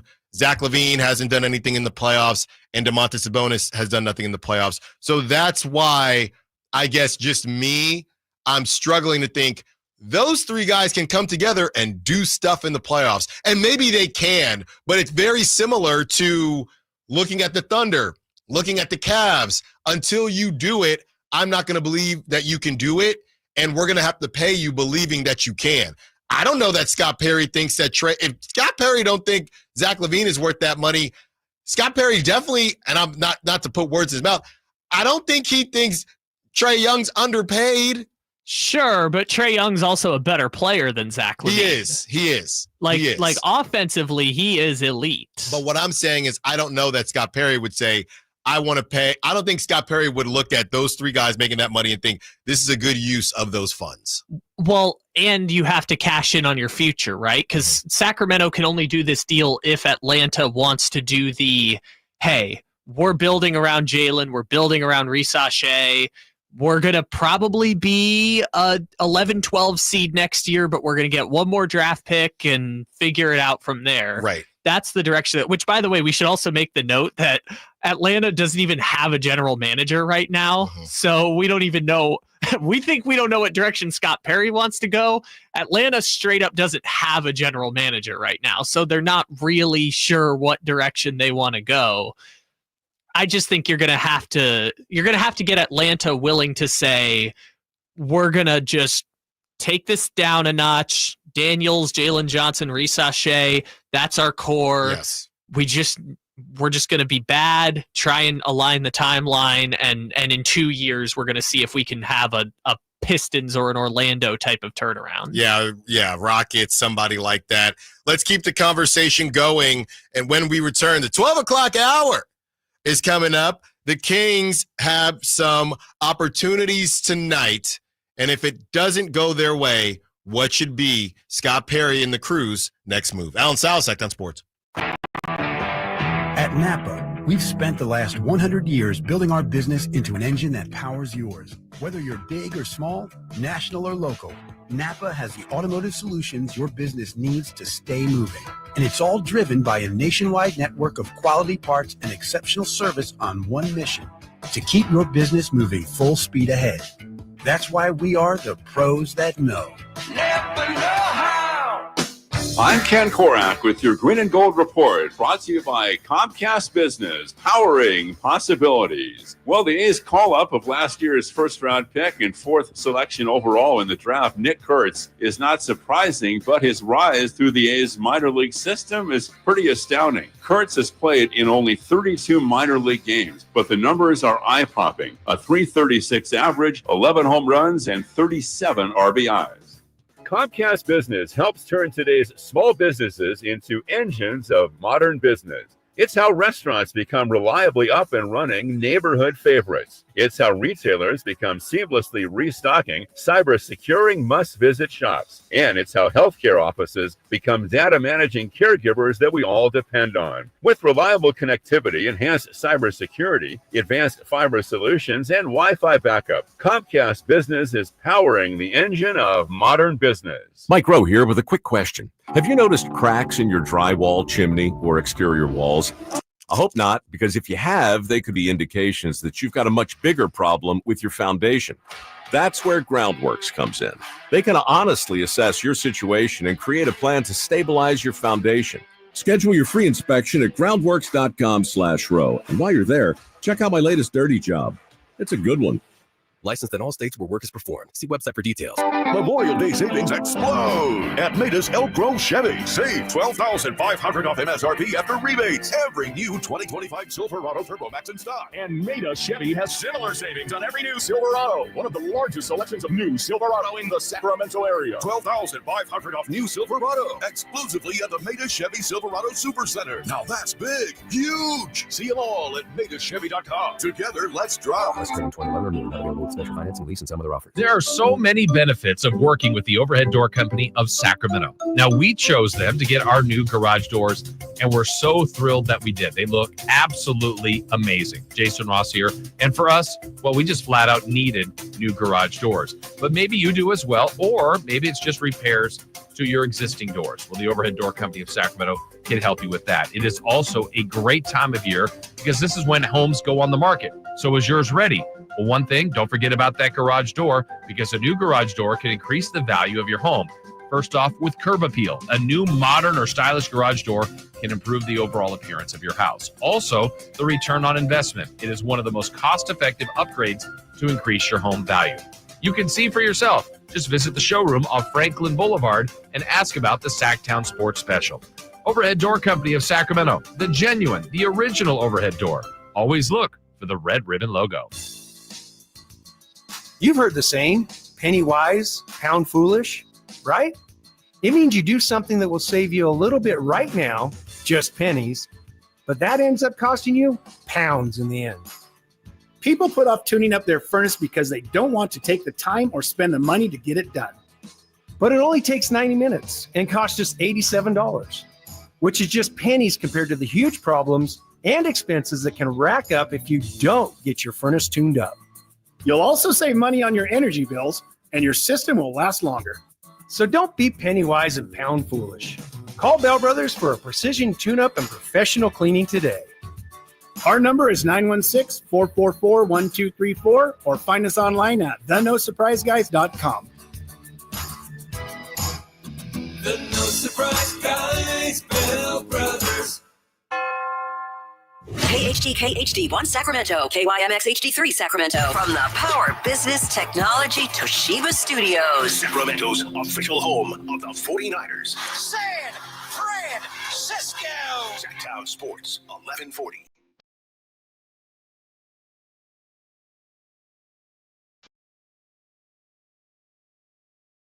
To home for Kings Talk and so much more. Live and vocal. Allen Stiles on Sacktown Sports. 2 hours down, 2 to go, and we are counting you down to the NBA lottery. It's not over yet.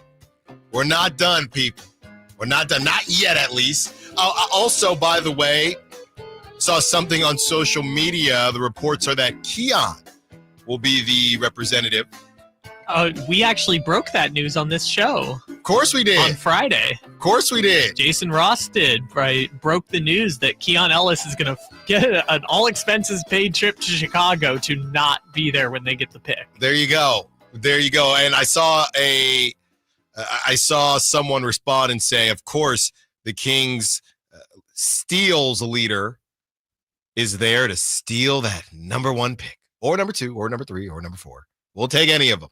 It's always so random when they do that thing across the stage of who's going to be. Like, we went through it on Friday, and it's like ranges from like the owner's wife to Matas Buzelis to the coach to the assistant general manager. Like, it's just it's always so silly that they still like make some random person from the team show up on stage in Chicago. I think I don't mind it. I think it's pretty funny or cool, however you want to put it. It's just silly that it's like hundreds of millions of dollars and futures of a franchise, in some cases billions of dollars, are going to exchange hands based on the result of these ping pong balls. And we got to have Keon Ellis sitting up on stage when they don't get the draft pick that will be sent to Atlanta.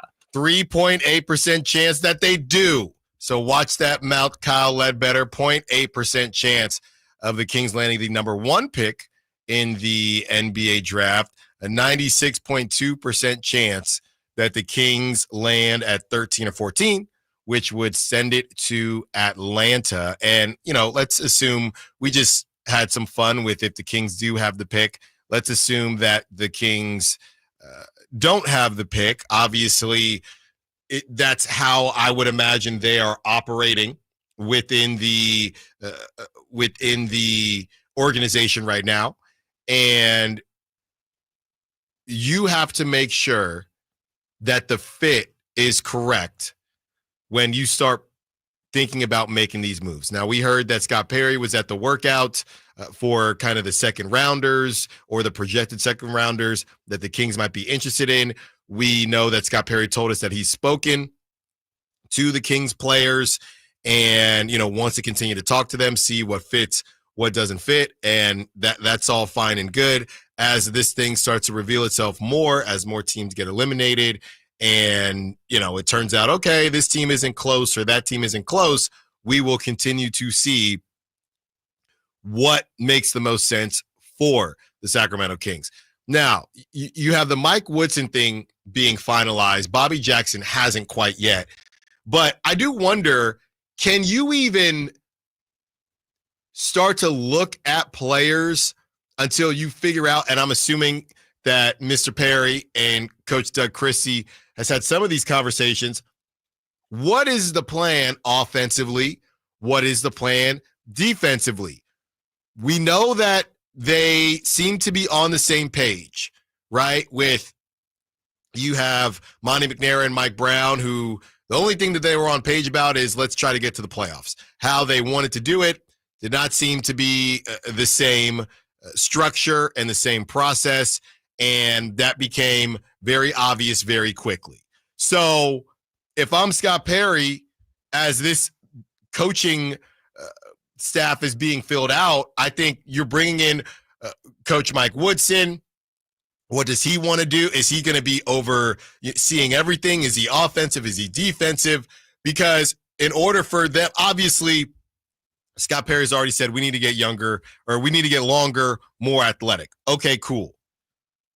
But you also got to find somebody that can space the floor, right? These guys that are going to be playing alongside a Domantas Sabonis and a Jonas Valanciunas, guys like that, you cannot be a complete brick. So you have that situation. Obviously, you need a point guard. Okay, cool.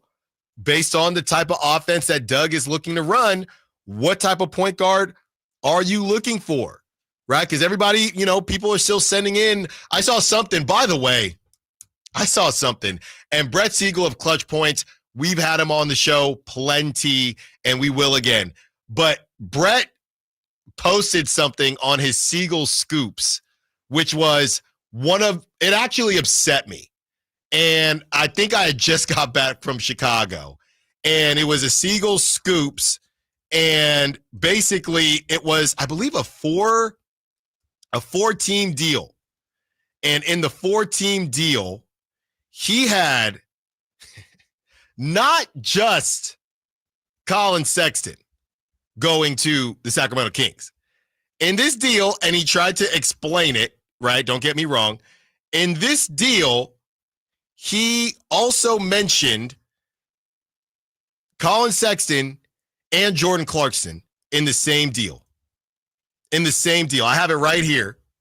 Okay. It was a 4-team deal, and the Kings would receive Colin Sexton and Jordan Clarkson, which was the craziest thing I had ever heard, to bring on 2 more defensively challenged combo guards to the Sacramento Kings. So I need to have Greg on the show just to ask him what were we even doing there? At least Clarkson can shoot. He can shoot. So this was a deal. I have it right here. Kings make CJ McCollum, DeMar DeRozan trade, right? So in that trade, the Bucks receive CJ McCollum, right, and somebody else.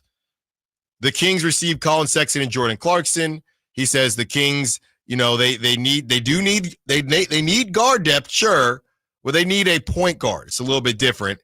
And he had, some other, a couple other things happening, but I had to say that because that was crazy.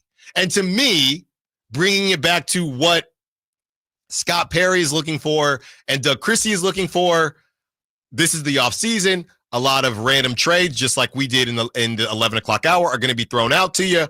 But neither Colin Sexton nor Jordan Clarkson fit the mold of what Scott Perry was talking about. Maybe Colin Sexton, because he is a dog.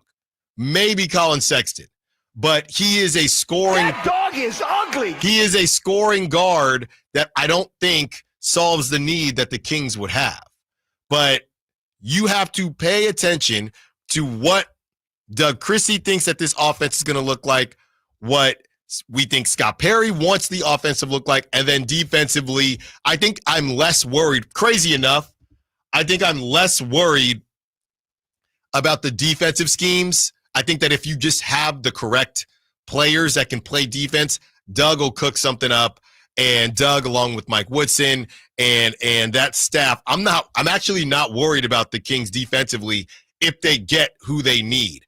I have more questions about the Kings offensively because Doug Christie coached one season as the interim head coach, about 50 or so games, and he had DeMar DeRozan, and it was a ton of iso ball, and they talked about splitting the shot clock into 3 pieces, and Doug Christie had to defend the point that they actually do run plays. He had to defend that and correct media members when they said, hey, Doug, since the team doesn't run play. No, we do run plays. That's what Doug Christie said. He's talked about splitting the shot clock into 3 parts, right? And when you get to the butter situation, like Jake LaRavia said, with whatever time left on it, 8 seconds or less, whatever that may be, and it looked a lot like the butter situations were happening at the beginning of the shot clocks. So they need to figure out what in the world they want to do offensively. I think that they will be on the same page defensively, and they'll have the players, they'll acquire the players that they need to be better. I don't know about how much better, but to be better. But offensively, I don't necessarily know what they want this thing to look like. It is for sure what I am most intrigued about, assuming they move on from DeMar DeRozan, because Doug hasn't coached a team without DeMar DeRozan where it was a lot of let him dribble the air out the basketball. Yeah. And head coach, obviously. He's been an assistant coach. Sure. And he was an assistant for 33 games with DeMar DeRozan. Yes. So sure, whatever that means. It's interesting that you brought up that specific point because in most cases, there are a handful of exceptions over the last 5 years, but in most cases, you are a great defensive team if your best player is a great defensive player or one of your two best players, right? You could go to Rudy Gobert and Anthony Edwards, right? They have that anchor defense in the middle, anchor offense on the perimeter. As presently constructed, I don't know if there is a path for the Sacramento Kings to get there with Zach LaVine making the money that he is and being a net negative on defense and Sabonis being the cornerstone of the team. They don't plan to move on from from Sabonis any point in the next year. Right.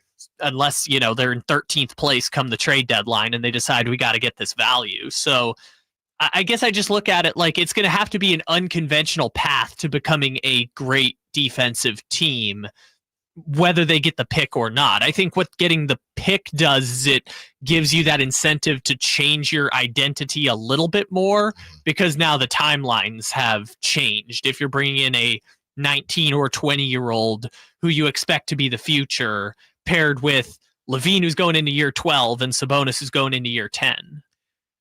Is the lottery tonight actually about the players that these teams could acquire, or is it about the longer play of getting that dude in Milwaukee? Giannis watch heats up. We break down what could happen after tonight and where the big man could land. Allen Stiles, Sacktown Sports. Time to check out Capital Casino, conveniently located at 411 North 16th Street in downtown Sacramento.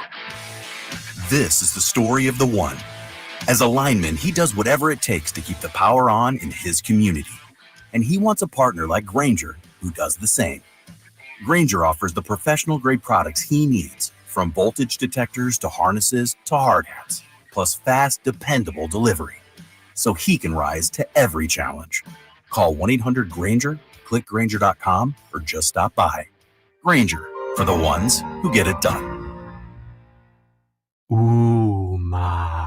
What was that? That is business phone bliss with the Ooma Cloud Phone System. It handles all our voice, video, and messaging needs. You sound very calm. I am. Ooma has everything I need to run my business more efficiently, like virtual receptionist, call routing, and video conferencing. And it starts at just $19.95 per month per user, plus taxes and fees. Ooma. Nice. Find your business calm at ooma.com/radio.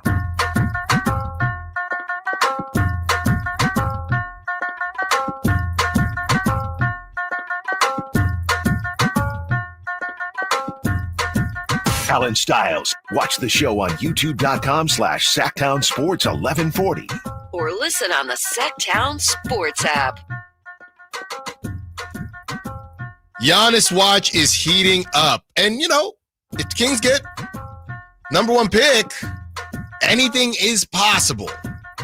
You used to a smaller market anyway, Giannis is. You never know what could happen. And people are discussing how much tonight is about the actual players, where the draft was supposed to be good. Now it's just really top heavy, but it's still pretty good, but it actually stinks, but it's not as bad as last season. But last season wasn't actually as bad as people thought. So nobody knows. What we do know is that a team that lands in the top 4 will be in the driver's seat to land Giannis if he decides to leave. Here is Brian Windhorst and just a discussion about who should be on the watch list for Giannis Antetokounmpo. Here it is. Two things you have to know about the Bucks when you consider a trade. Number one, the Bucks do not control their first-round pick for 5 years. That means if the Bucks are going to trade him, thinking that they're going to tank for the next 3 years and rebuild is not going to happen. They need quality players. And the other thing that you need to know is if you're going to trade Giannis to a team that's going to be a super team, getting that team's draft assets is not exciting because they're not going to be very high picks for the next few years. So you're going to look at teams that have players to trade and other teams' draft assets that they can trade besides theirs. San Antonio and Houston. San Antonio and Houston. San Antonio and Houston. Pay attention there. And the other thing is Brooklyn, because Brooklyn has Phoenix's future drafts, but Brooklyn's current players not that strong, not as exciting of a player acquisition. The other team to watch, the New Orleans Pelicans. Why would I say to watch the New Orleans Pelicans? Because the New Orleans Pelicans control the next 3 drafts of the Milwaukee Bucks. And if you're going to do a deal with the Bucks and you want to open the door for them to do a rebuild, you may have to go to New Orleans, try to get the Milwaukee stuff out of New Orleans, and then offer it back to the Bucks. Of course, the Pelicans could make their own offer, but I suspect that what they're going to try to do is a 3-team trade. All of these things will be clarifying once Giannis makes a decision and once we see what the lottery results are tonight. There are a lot of different conversations being had about Giannis. I saw a report that Giannis is intrigued at the idea of, it says Giannis is reportedly open-minded about exploring a trade for the first time in his career. That's from Shams. I also saw a report that Giannis, this is from Sam Amico, Giannis is reportedly intrigued by the idea of playing in a state with no income tax. So you just say Texas. Also Florida. Or Florida. Just say that. And that's because Giannis, we know. Or New Jersey. Like I said, how do I say this? He's a big family man. He likes his family. I think he want to keep having kids. I think Giannis won about 12 kids. Oh, yeah. And having no income tax, I think, would help that. I just think he wants to keep his money. That too. I mean, he's popping up in like random commercials now, which tells me he's on his Charles Barkley kick. I mean, Giannis, I don't know if Giannis will want to be a broadcaster after his career is over, but Giannis going to be in a lot of commercials, I have a feeling. And if you know his story, I don't want to do the glorifying suffering thing of his backstory, but I understand. He's like, just give me the money. I don't have to, I will endorse Castrol motor oil and have that play during the playoffs. So you have, and this is also from Shams, that Giannis wants to play alongside another top star who would take some burden off him. Let's not forget, Giannis did not play in the playoffs last season. He had the calf Achilles thing. That star was supposed to be Dame. It didn't end up working out, like we said. Dame probably a couple years late of making that trade and deciding to move on. So that's a situation there. If you do look at the other options in the do you want to explain what that was? There was a spider in here. That was a spider? Yeah. You clapped it with your hands? No. I nicely put it down, and I'm gonna. No, it's not right that now. part. It's like if it's a fly, whatever. What am I supposed to do? Use your bare hands on a spider? What am I supposed to do? Not use your bare hands. I'm doing a show. I can't find. We use a remote. Use the crumble bell. Sure. And he's safe. He's safe. Not using your bare hands. That spider might bite you. It might get you. Look, man. When you're the man of the house like me, you just do what you got to do, man. You do what you got to do. I understand if it's a fly. I understand if it's Kyle, a bug. what were my other options here? I just, grab a little pen. Doing the show. You want me to grab a pen, let the spider walk on the pen for the next 5 minutes. Just bring it to the ground, and then once it hits the table, then you squash it with your coffee cup. Oh, I got drinks. There's a lot going on. Okay, but the spider is safe. That was actually pretty good. That you just like mid-sentence just like turned and clapped without even like taking a pause. That was honestly impressive. I clapped to applaud the spider, and now the spider is safely here. It's okay. Well, you're making a bigger deal. You're making the point different than I'm making the point here. You're doing something different. All right, look. We love animals. What were we talking about? Speaking of animals, how about that guy Giannis, huh? There you go. So Giannis, Senor Segway strikes again. Senor Segway Jr. strikes for the first time. So all of the different teams that are interested in Giannis, and as Giannis has said, he wants to play alongside another star.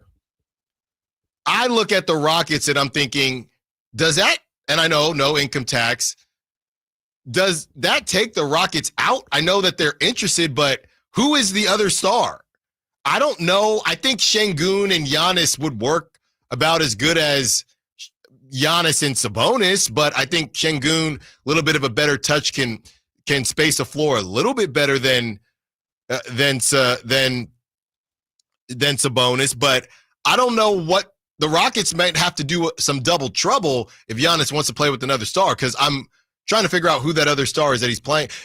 Şengün is a star, but I don't know that that's what Giannis is talking about. I think Şengün's probably going in that trade too. So it's right. Well, that's it. So now they're only all-star, and if that's our measuring stick, is now gone. And the word on the street, okay, if you're a Rocket fan, yes, I feel great. We have no state income tax. Giannis wants to play with a star. Okay. Well, no, they still have the future draft picks, right? So they're gonna. That's what I'm saying. They're gonna double dip this offseason, get Giannis and another guy. Potentially. I mean, it's not going to be like a mega superstar, but like, weren't we talking about them for Ja Morant too? Like, if they ended up with Ja Morant and Giannis and Amen Thompson and Jalen Green, that team can't shoot. True. If you do that deal, number one. Number two, and this is why we can argue the tanking, and we can argue for tanking. We can argue against tanking. This is why tanking is so difficult, because look at the Rockets. They have multiple hits, just like you could call them Memphis 2.0. Şengün wasn't even a lottery pick, and he hit. Right. You could call them Memphis 2.0, and maybe worse than Memphis in that Ja, we could argue, is a star. You can look at the Rockets, and the first person someone's going to say says Amen Thompson, right? Amen Thompson, I think is going to be very good. I don't know when he's going to get there, and I don't know if his type of game will complement Giannis. So you can do everything right. You can hit on multiple picks, but if you don't have that overall scoring star, Giannis might say you might still need to cash in on more in order to get whatever back in return it is that you want. Because I don't want to move on from Amen Thompson. He's untouchable to me, but now you're and there's a report. Sam Amick was part of this report. We were going to get to it. Sam Amick, part of this report, that now the Rockets aren't as high on Devin Booker. They believe that Devin Booker has lost some value due to injuries, things like that, and they want to see what happens with Jalen Green, which is crazy to me. I get that. And to get Giannis, they probably have to give up Şengün and the picks and all that stuff. But like, they, quiet as it's kept, they still have Reed Shepherd. They still have Tari Eason. They still have the three, Jalen Greens, Jabari Smith Jr.'s, the former lottery picks. They've got Phoenix's unprotected pick in 2027. They've got Phoenix's pick this year in the lottery. Like, if they want to, they could really do some damage on this trade market, especially if they get the 17% chance tonight that pick ends up in the top three. You're going with Reed Shepherd, Jabari Smith Jr., a 2027 Suns pick. Like, you could do some damage with that. Then that also, and now that turns back into an argument for tanking, where it's, you're not tanking to necessarily find your foundation. You're tanking to accumulate talent, to move it if you feel like moving it at some point. Cashing in on your chips, right? If anyone, Bitcoin, whatever, it's time for me to cash in while it's high. I think the Rockets have a lot of highly touted prospects that we don't know what they're going to be, and they're going to try to, and they'll decide who they want to keep, who they don't want to. So that is a better argument too, going back into the conversation of tanking. Well, we don't really need a star to draft a star per se. We need to draft guys that are just really good players. One of them could be a star. Doesn't matter what we think. It matters what somebody else thinks. And we can acquire talent. Again, getting back to the Grizzlies thing, the Grizzlies got stuck between, well, we think, honestly, the Grizzlies had less talent than the Rockets do right now, where it's, well, we think we have our core because we have you have Jaren Jackson Jr. and Desmond Bane. Then it turned out that the three of them together just aren't good enough. Yeah, what ended up happening with the Rockets is they were so bad for so long, like it was 5 years, that they got like 10 young guys in the door, and none of them ended up becoming a second star. Like, funny enough, Şengün is kind of the one that is an all-star already, and he wasn't even a lottery pick, but they got like 10 guys in there. Only one of them turned into a superstar, and the rest of them just kind of cannibalized each other's development. I mean, Reed Shepherd, the fact that he can't even find the floor at this point kind of tells me he should probably go somewhere else and probably figure some things out, but he's not going to get that runway in Houston, just like Jalen Green isn't going to get that runway in Houston in about 1 year. As we continue the conversation, we will get to that Athletic article where the Rockets are not as high on Kyle's favorite player, Devin Booker, as they previously were. Allen Stiles, Sacktown Sports.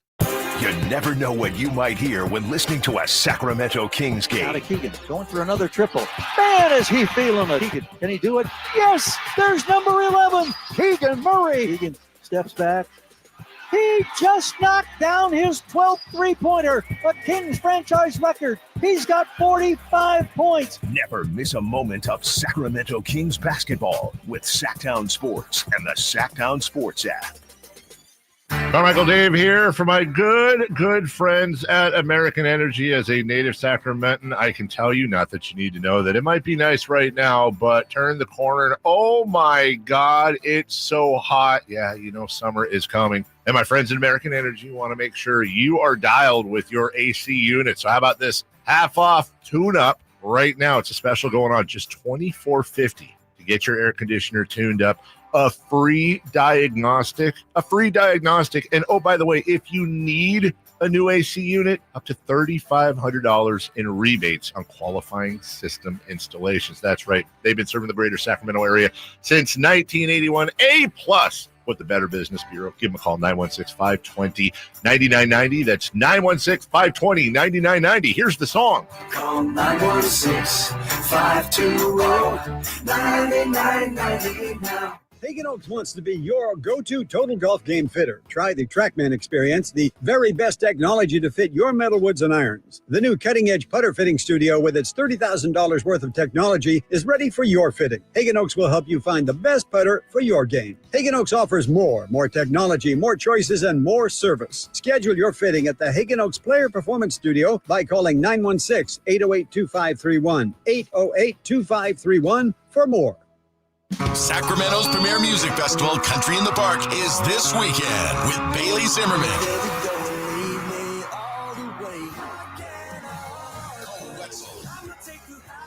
Plus Billy Currington, Nate Smith, Ernest, and more. Friday and Saturday, May 16th and 17th at Cal Expo. Go Biz pop-up stores, food trucks, line dancing, and more.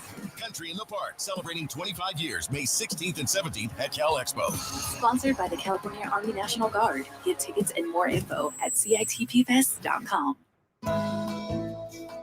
Memorial Day is the unofficial beginning of summer and a time to reflect on the blessings we enjoy living in this country. Hi, I'm Frank LaRosa with a word about Naturewood Home Furnishings. At Naturewood's Memorial Day sale, you choose the offer. It's like two sales in one. Take 10% off regular prices or get 24 months of no-interest financing with payments on approved credit. Then you can choose from living rooms, sofas, sectionals, dining rooms, bedrooms, home offices, and so much more. Whether you're looking to lighten the mood in your living room, brighten up your bedroom, or tighten up your home office, you can shop and save big on the best selection of quality furniture, including Sacramento's largest selection of furniture made in the USA. Shop the area's best selection of quality furniture at Naturewood Home Furnishings, off Highway 50 at Hazel. Look for that water wheel. Hello, Sacramento. I'm Emron Pilati, owner of True Sports Cards and Collectible Store here in Rockland, California, and the host of the True Sports Cards Show that airs right here on Sacktown Sports 1140 every Saturday from 10 to 11 a.m., where we discuss the latest trends, hottest products, and deliver exclusive interviews with other industry leaders. And don't forget to visit our shop, True Sports Cards, at 6661 Stanford Ranch Road in Rockland and see what we have for all your sports card and memorabilia needs.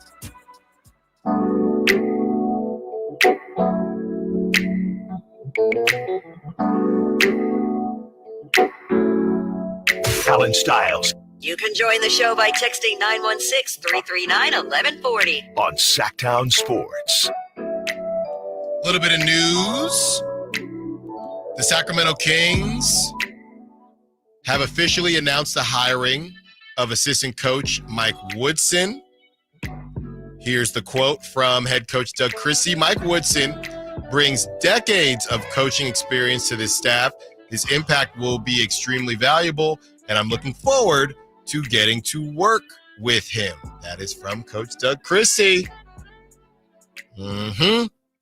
Starting to fill everything out, and we want to monitor who else gets added, the whole offensive coordinator thing, defensive coordinator thing. Now I'm thinking, and he probably would have said we're figuring all that out, but hopefully we can get Coach Doug Christie back on the show.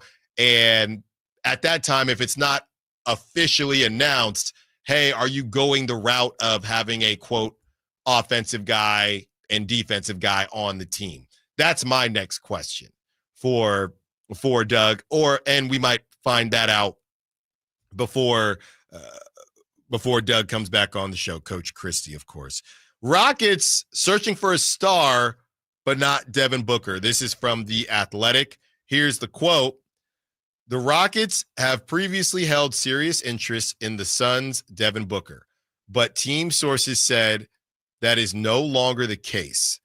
Not only do team officials still have faith in Jalen Green, who is 5 years younger than Booker and $66 million cheaper over the next 3 seasons, but also Booker's struggles last season shifted the thinking on this front. You know, I can't even keep up with who was all injured on the Suns, but I think Booker did miss some games as well. Booker, very, very confusing career so far. Kind of tried to do the Harden thing with him where, hey, now you're going to be a point guard. Oh, no, now you're going to be a shooting guard again. So when I first read this, my initial thought was, this just tells me I think that the Rockets are focused on getting Giannis, right?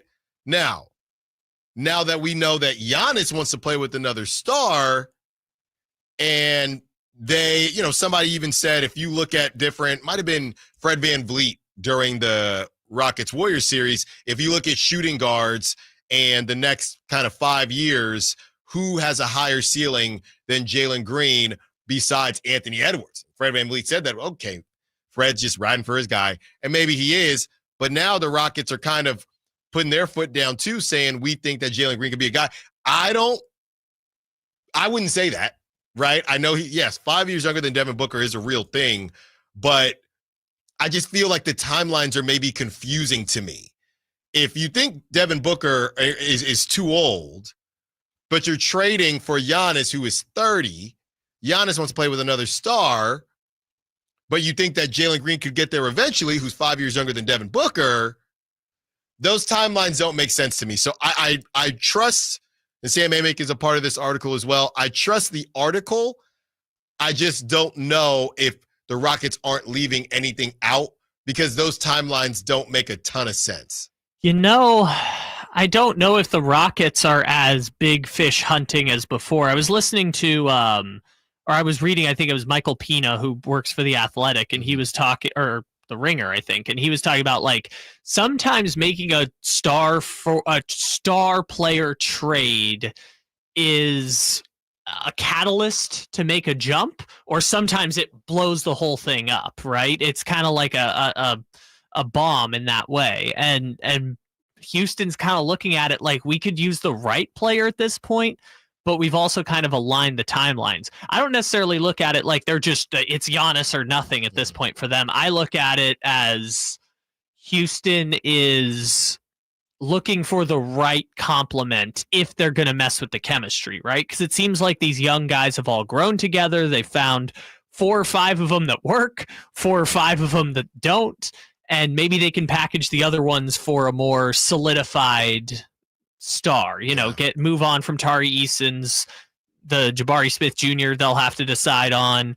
Reed Shepherd, I don't think is part of their future. Whoever they get in the lottery this year, I know is not going to be part of their future. Yeah. So I think they're kind of looking for the right guy. I also think Devin Booker kind of wants to go to Detroit if he's going to leave Phoenix. So maybe that's just one of those things where Devin isn't as hot on jumping to Houston either. Right. It's, we've heard, and this is the stuff. Yeah, we've heard that maybe Devin doesn't love the idea of Houston. I think, and I've said this before, Devin Booker kind of reminds me of Dame during some of his time in Portland. I've said this, and it might come off disrespectful, but I never mean it as disrespectful. I think there's some athletes out there that just want to hoop and kind of just enjoy their situations and want to enjoy their money, they want to win, but they don't want to go anywhere to win. I think that Dame didn't want to run from the grind. I think that's legit, but I also think Dame liked playing in Portland. And, hey, we can, if you guys bring me what I like or, what I need as far as a complimentary piece, I'm good with that. I'm not really in a hurry to jump to some random city and then it doesn't work out. And then Dame eventually did, and it didn't work out. Right now, maybe it would have worked out if he left sooner, but I kind of put Devin Booker in that same conversation where he likes the low rider. He likes riding around in his low riders around Phoenix. He likes bopping over to LA when he needs to bop over to LA. He runs that city. He runs that state. It's probably one of the only states. Obviously, the Cardinals are huge. I would make the argument it's one of the only states where the NBA player is more popular than the starting quarter. I think Devin Booker might be more popular than Kyler Murray. I'd say yes, but that's also a byproduct of the Cardinals have been trash for 60 years. I agree. But I think Devin Booker likes hanging out. And he can't say that. He's got to say, and I think he does want to win, but I think there are levels of athletes that some athletes want to win at whatever cost. I was talking to a couple cousins, like I said, during my time in Chicago once the summit was over, and I had a cousin who he played junior college baseball, so I was vibing with him on that, and he said he hit 350, 357, hasn't gotten any calls, right? And they just lost in their regional playoffs, hasn't gotten any calls. And I told him, he said one college is called, but it's D whatever, right down the street, and he doesn't really want to do that, right? I said, cool. Now you got to remember, now with the transfer portal, you can use every school as a JUCO. You can do that now. But I also told him, leaving a junior college or whatever the case may be, will make you truly understand how much you love that sport, right? Because I know friends that went to NAIA schools after JUCO because they wanted to keep playing. I also have friends that wanted to play, but more so wanted the true big college experience. Yeah, I hit 280 at the JUCO. I'm going to walk on at Cal, and if I make it, cool. If not, I'll play on the club team, and I'm going to join a frat.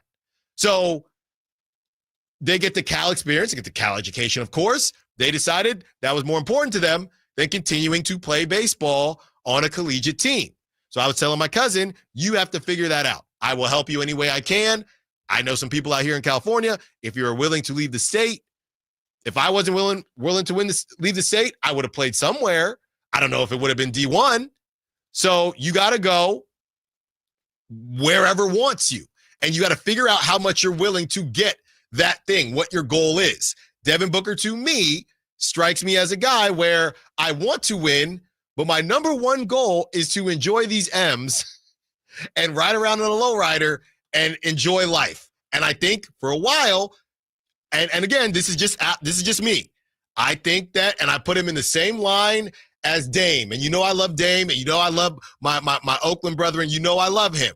But I think for a while, Dame's thought process was, I want to win, but I get to drop rap albums.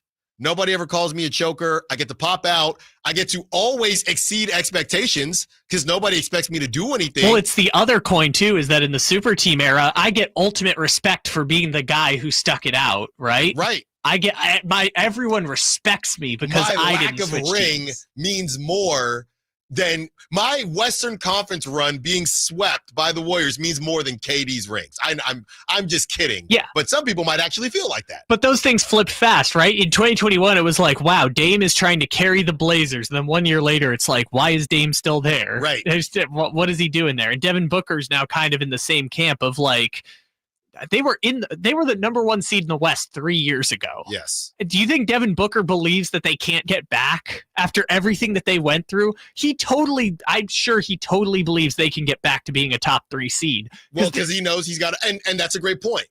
Because he's also under an owner that maybe to even his detriment will spend whatever it costs. Sure. And yes, that Ishbia has run this thing poorly and they don't have the future draft picks, and it's going to probably not happen, that they're not going to get back to being a top 3 seed with Devin Booker there.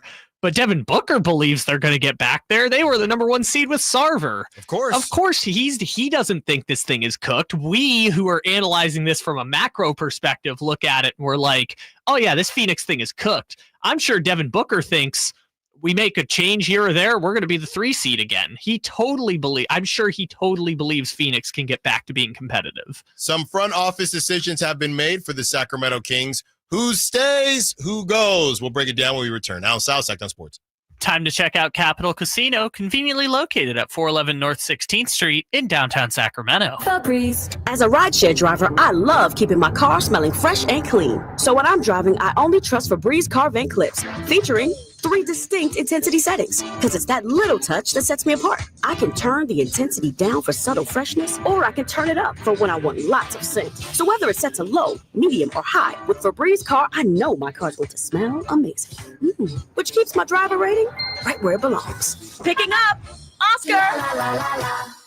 Wesley Financial Group is not a law firm. Are you a victim of the timeshare trap and think there's no way out? I'm Chuck McDowell, founder of Wesley Financial Group, the original timeshare cancellation expert. And I'm here to tell you that there is a way out. All you need to do is give my office a call. I will send you a timeshare exit information kit absolutely free, explaining how the timeshare industry works and your options for cancellation. Call Wesley now for your free info kit. 800-848-1331. That's 800-848-1331. Bonneville International Radio Station contests are open to participants at least 18 years of age and older that are residents of California and who reside in one of the 6 counties that make up the Sacramento metro area, unless otherwise specified. Employees or agents of the station, Bonneville International Corporation, other area radio stations, or any entity associated with the contest are not eligible to win, unless the station otherwise specifies in its own discretion. Persons who have won in the last 30 days from a station contest or event may not be eligible. For a copy of the general contest rules, visit KHTK.com. Hagen Oaks wants to be your go-to total golf game fitter. Try the TrackMan experience, the very best technology to fit your metal woods and irons. The new cutting-edge putter fitting studio with its $30,000 worth of technology is ready for your fitting. Hagen Oaks will help you find the best putter for your game. Hagen Oaks offers more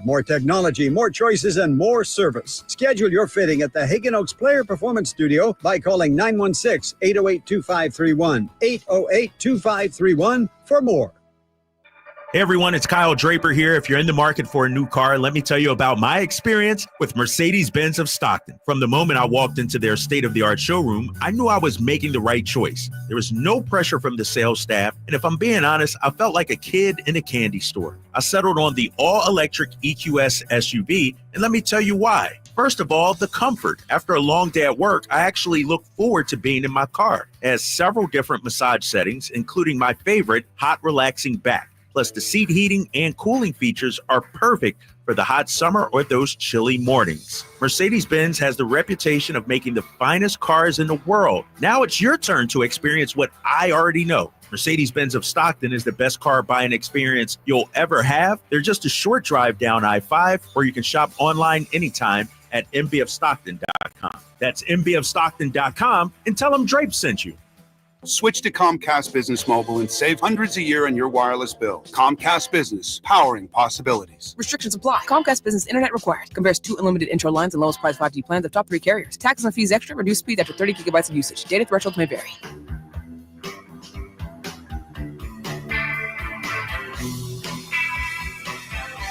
live and local. It's Allen Stiles on Sacktown Sports. A little bit of news. It was floating around last week, and thanks again to our program director, Jose, for filling in on Thursday, and Jason Ross filling in on Friday. When I'm not in, and obviously I was at the summit, so I like to disassociate, and I know some of this got mentioned, but just following up here, Jason Anderson kind of dropped this note a little bit ago. Alvin Gentry will represent the Sacramento Kings in tonight's NBA draft lottery, as I reported last week. VP of Player Personnel, Phil Jabor, VP of Player Development, Paul Johnson, and Gentry will remain with the organization under new GM Scott Perry. So that is what we are finding out here, and these things are getting confirmed as well. I'm not really sure that there's too much that's surprising. I think there were two obviously main pieces when you look at Monty and Wes, and besides that, you do want to keep guys around that understand are talented, number one, and number two, understand the direction and understand maybe ownership a little bit based on what worked and what didn't. I think it's smart because you understand what worked in the last regime and what didn't work. So they are filling these roles out in a way that I think makes a lot of sense. And, we'll see how it all kind of shakes out. We're still, I think, waiting on the Bobby Jackson confirmation. Or if it happens at all, because they haven't talked to him. Right. And of course, they haven't talked to them, so why would there be any confirmation until they get that? They say as they try to cover their backs. That's right. As they're trying to figure out who is going to fill out the bench for Doug Christie. Looking around different front offices and how they do get filled out. You said, Kyle, isn't it kind of nuts? I guess it's just a lottery, but for the Atlanta Hawks to have no person in power during the lottery, it's a lottery, but, and the season's still going on. We get all that, but you got to figure this thing out pretty quickly, right? I guess. The first major window is June. The Kings, famously, when Vivek took over the team, the Kings hired a general manager like 8 days before the draft, and that was the draft they took. I think it was Ben McLemore over CJ McCollum, but I don't think it matters that much, especially because for the Hawks, they're not going to get the highest pick they can have is 14, right? Because either I guess I should say 13, because either the Kings pick is going to end up in the lottery and their pick goes to San Antonio no matter what. So they kind of know they're going to have pick 13 or 14. But I guess this is weird because you have to get into the weeds of like the tampering window for free agents begins June 30th, but people are already making calls and fielding the market in like May and June. So like this gets into the weird point of like, yes, you technically have to do it if you want to sign free agents because free agents are out here,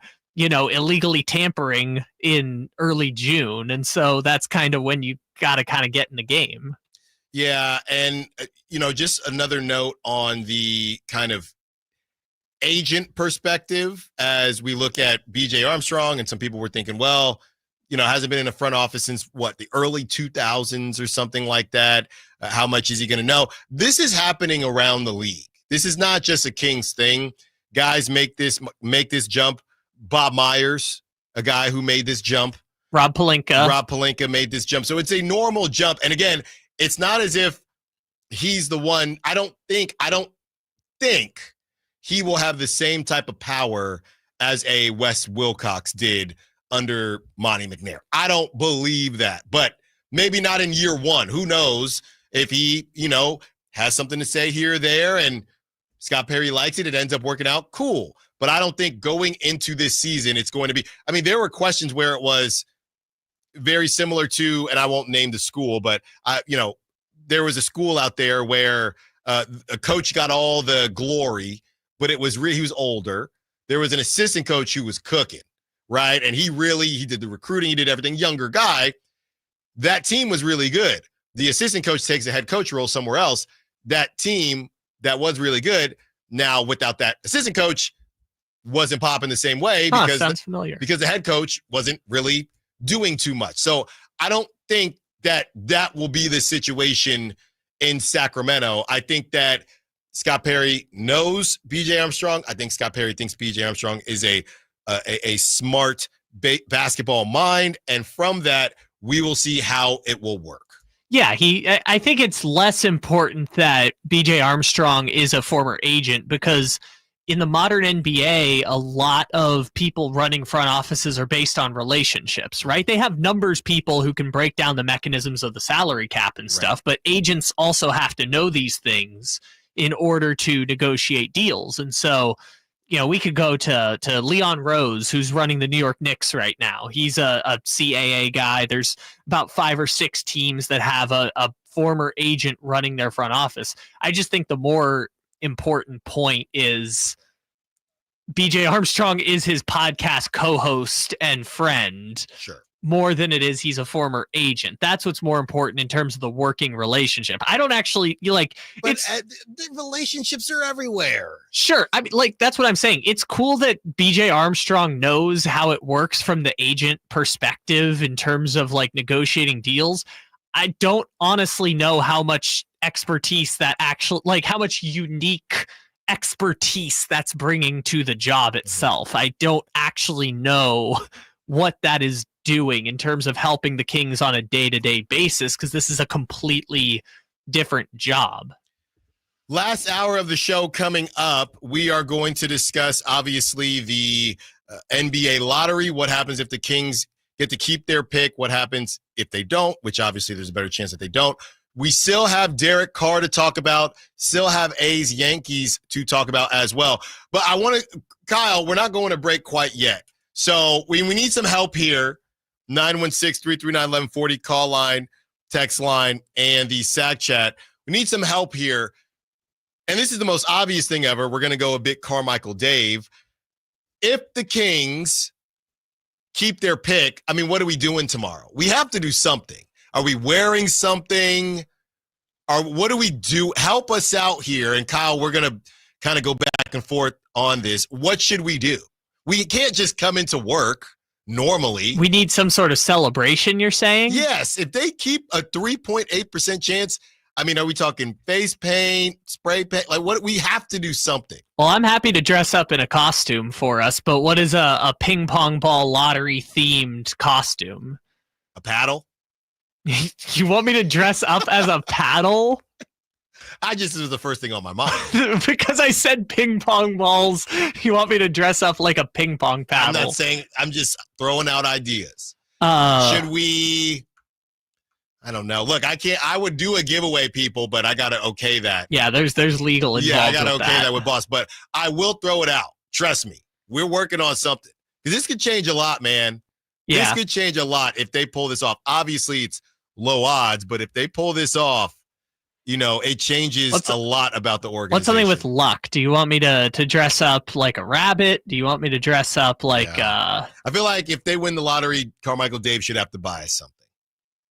Well, that's not an activity for us. That's just getting Dave to buy things for us. I'm going to text him and say, hey, what are you willing to buy? What are you willing to quote unquote bet the Kings win this? Because, Dave will be the doomer a little bit. So all of this is just a long play to get Dave to buy stuff for us. Sure. He's got it. I'm not pocket watching. Dave or Kyle Draper. Somebody buying me something. Or it's a celebration, so it's like a potluck, but, I just wouldn't bring anything. Or I'd bring the plates, the paper plates. A potluck where they bring you food and you get to eat it. That's right.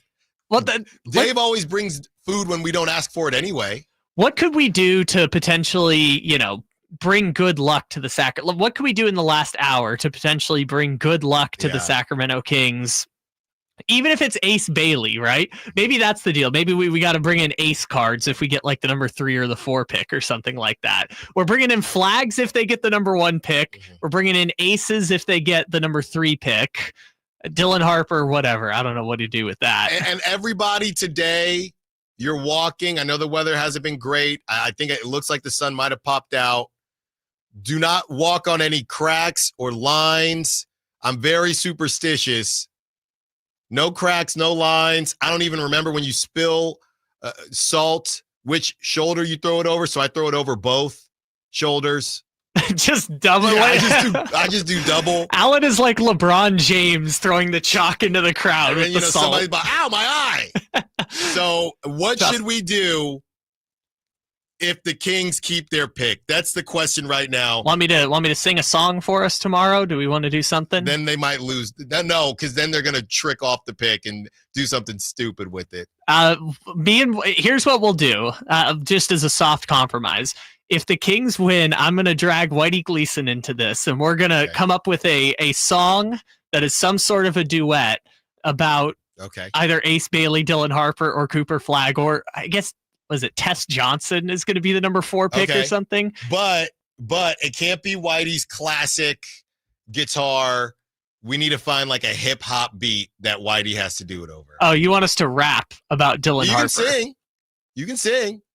But you can do either one. You want Whitey number 1 and Whitey number 2 to start rapping about Ace Bailey or Dylan Harper. That's right. 0.8% chance of a hip hop song with Whitey Gleason. I can't wait to tell him that during crosstalk. When we return, we're breaking down the NBA draft lottery. Do you even want to keep the pick, or are you trading it for Giannis or one of the other big fish? Allen Stiles, Sacktown Sports.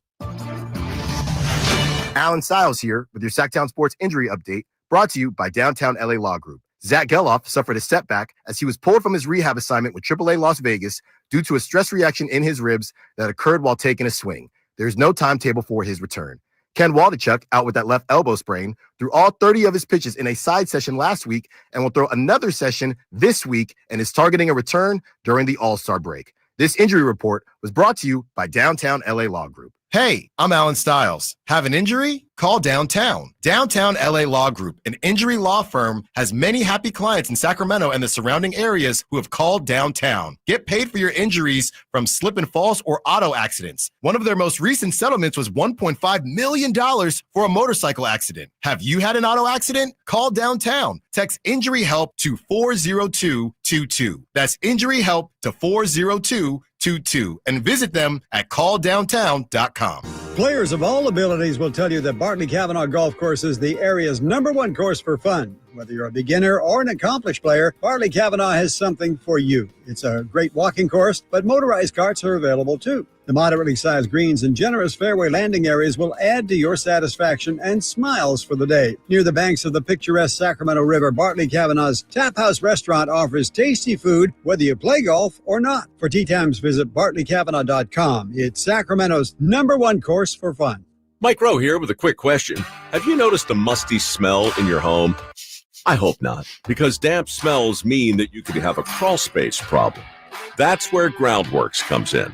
They can honestly assess your situation and create a plan to waterproof your crawl space and get to the root cause of the problem.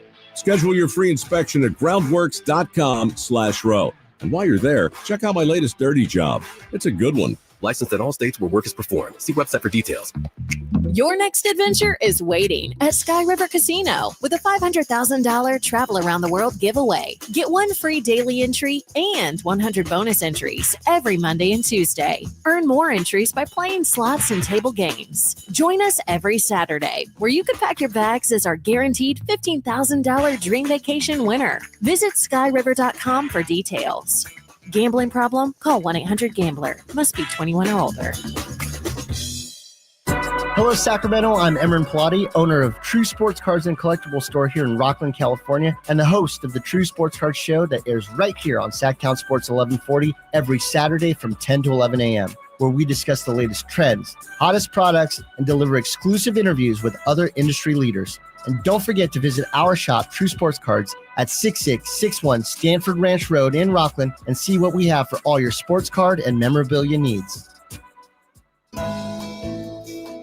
Memorial Day is the unofficial beginning of summer and a time to reflect on the blessings we enjoy living in this country. Hi, I'm Frank LaRosa with a word about Naturewood Home Furnishings. At Naturewood's Memorial Day sale, you choose the offer. It's like 2 sales in one. Take 10% off regular prices or get 24 months of no-interest financing with payments on approved credit.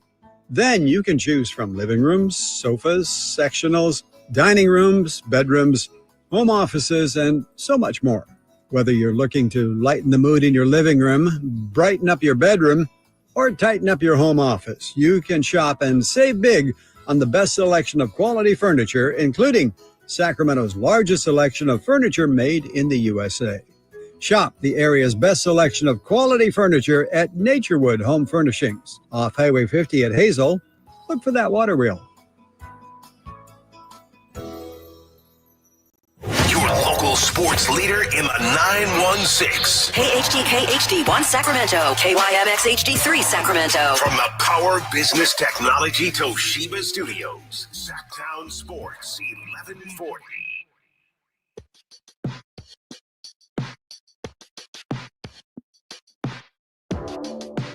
Your home for Kings talk and so much more. Live and local. Allen Stiles on Sacktown Sports. So you're saying there's a chance, 0.8% chance for the Kings landing the number 1 pick in the 2025 NBA draft. 3.8 chance to land the number 2 between the number 2 and the number 4 pick in the NBA draft. 1 through 4, so that's all included, and a 96.2% chance of the Kings landing number 13 or 14, which would say, thank you, Kevin Huerter. You're going to Atlanta, and that's where that pick would be. Kevin Huerter. And, we've been breaking down. Welcome to the show. If you've been running around, we got one more hour with you, Allen Stiles Show. You have 10 a.m. to 2 p.m. to rock with us. We know you're running around doing a lot of stuff. Drive Guys coming up next. I want to have some fun real quick, okay? And we know what the numbers are. We know the chances. And I'm not trying to call out anyone specifically, but as we're coming into the summer and we're already in the off season, I need help, okay? And there are a lot of friends of mine saying, we know, Allen. But I'm talking specifically about Sacramento Kings, and I got to be very careful here, Sacramento Kings and Kings fans. We've been talking about, hey, if the Kings get the pick, what fun thing could Kyle and I do? Somebody said wear a Weber jersey if they get the number 4 pick, something like that. I'm trying to convince either a big baller Kyle Draper or a big baller Carmichael Dave to buy us all something, because why not? They can get it sponsored. They'll get another endorsement out of it. Why not? So I'm having some fun there. But there's also somebody that sparked something in me on the Sack Chat. His name is Mark. And Mark has basically been the doomer Kings fan, right? He says, Giannis coming to Sack, he'd rather go back and play in Greece. And Mark has also said, talk. All Kings do is sign bench players, and Sack Sports Media builds them up. And, he also brings up whether or not something, it all doesn't matter. So this is what I want to do. And again, this is all in good fun, but I want to break down the different types of Kings fans that exist, right? We have the optimist Kings fan. I think that TC would maybe fall in. TC calls into the show a good bit. I think I'd call TC an optimistic Kings fan. So you have the self-loathing Kings fan.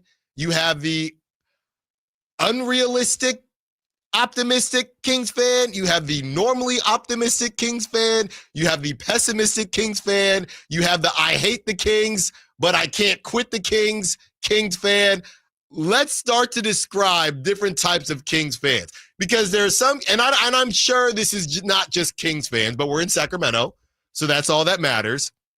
Because I see some of this stuff, and some of you I'll respond to, right? And then, well, nothing's going to change unless there's new ownership, right? And obviously, it behooves me to have as many listeners and viewers to the show as possible. But I'm thinking, I'm sitting here talking about a certain subject about the Kings. You chime in and say, well, none of that matters anyway, unless the owner changes. Okay, that's fine. That's fair. I don't know what you want me to do with that. So let's start to, and Mark is chiming in saying he's a realistic Kings fan and saying that Giannis would rather go back to Greece instead of play in Sacramento. So Kyle, we're breaking down these names and we need your help on the SAC chat, on the text line, 916-339-1140, call line as well. All the different types of Sacramento Kings fans. And who are you? Who do you identify as a Kings fan? All right, well, throw out some other adjectives because I'm making a running list here. And Okay. I think by the end of the segment, we'll have our group. But the angry Kings fan who's just angry. I've been a Kings fan for 40 years, guy, who's just like been to hell and back with the team. Yes, there is the, and what's Dave? Because I was just saying, Dave, the Doomer Kings fan. Doom and gloom? Yes, the Doom and Gloom Kings fan as well. We got a good list coming up here. Yeah. Kyle Draper is the optimistic Kings fan, I would say. Yeah, but he's different in terms of optimistic than there's the Kings can do no wrong, and then there's the optimistic. Like, things will get better, and then there's the group of they never do anything wrong. And these are the people who are like the day the De'Aaron Fox trade happened, we're like, we're not worried about him anymore. He's gone now. I was like, it just happened. Right, but who would you say those people are? Like I said, there's a difference between Kyle Draper, who's like, I think things are going to get better most of the time, versus people who are like, whoever's on, like, you're with us or you're against us kind of Kings fans. Like the people who see Sacramento on the jersey and are like, that matters. This is all about Sacramento. And no, it's a $1 billion corporation that happens to exist in Sacramento. Farmer Bleezy says, I think I'm a slightly optimistic / realistic / and delusional Kings fan. Yeah, the delusional Kings fan, and there are a lot of delusional fans, period. I think every Cowboys fan is delusional, or maybe 95% of them. But I don't know how many delusional Kings fans there are because it's been so tough. Yeah, it's like it can always get worse, right? It's like you've been through just awful. So we got optimistic, pessimistic, realistic. Well, hold on, don't give away the list. We got it building here. Okay. Self-loathing, which is my personal favorite, because we got self-loathing on there too. Yeah. I love basketball, but basketball hates me, and I love the Kings, and the Kings hate me. That's my self-loathing description. Yeah, there's a good number of those. I'm trying to think, because like there are the people who are like, whoa, I don't want to say woe is me, but it's like, well, that's the Kings, where just bad stuff happens all the time, which in fairness, bad stuff does happen most of the time. We have Peg on the SAC chat adding a new name. Peg says, I am the logical Kings fan if this is possible. Are we saying logical and realistic Kings fan kind of the same thing? Yeah, but if you say you yourself are logical or, realistic, that's where I'm like, of course everyone thinks they are. I think Peg would count there. Yeah, Peg's fine. Yeah, I'm just saying you can't call yourself the optimistic or the loathing, or I'm sorry, you can't call yourself optimistic or realistic or, something that's like, I'm right. Does the happy Kings fan exist? Is there a happy Kings fan? Sure. Let's say blissful. A blissful Kings fan. Oh, wait, because shouldn't that be the fan that still is happy that the Kings don't terribly stink, right? Is that the blissful Kings fan? Hey, man, we stunk for a long time. Yeah, we lost in the play-in, but at least we were competitive. That's the blissful Kings fan, right? That's the happy, blissful Kings fan. Because it's not optimistic, because they're not saying things are going to get better. They're saying, hey, things were worse, so I'm just appreciating that they're not that bad right now. Okay, so what's the adjective you would use to describe I thought that was blissful. Okay, so we'll put that all under blissful. Yes. I also have another one that once I read the list, I think you'll agree with. Okay, I think we're getting close to the end of the list. I am seeing who else. Somebody said, what about the apathetic? We can't really do anything to change, so we just don't care. So I would argue, and that was Gavin, I would argue that you do care, though. So I don't know that person exists. Because if you didn't care, You wouldn't be here. Say posing as apathetic. Right. What's that meme where the person's like kind of peeking through the door when they're like, I'm not going to watch, and then they kind of peek through the door? That person. Right. Yeah. All right, let's read the list. What all do we have? And who do we think is the largest group as far as Kings fans are concerned? What's the list, Kyle? Yeah, so we also have a late submission of masochist Kings fan too, which is... You want them to lose? No, you just want to feel pain. What does that even mean?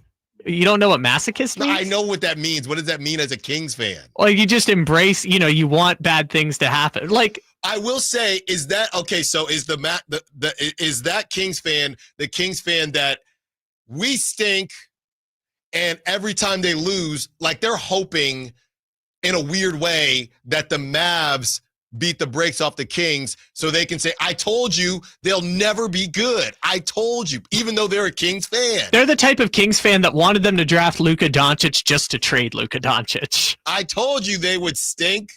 Michael is saying the hopeful Kings fan. We talked about the hopeful one. Gavin is saying the apathetic Kings fan, we care but lost the energy to let it affect us like it used to. I love that.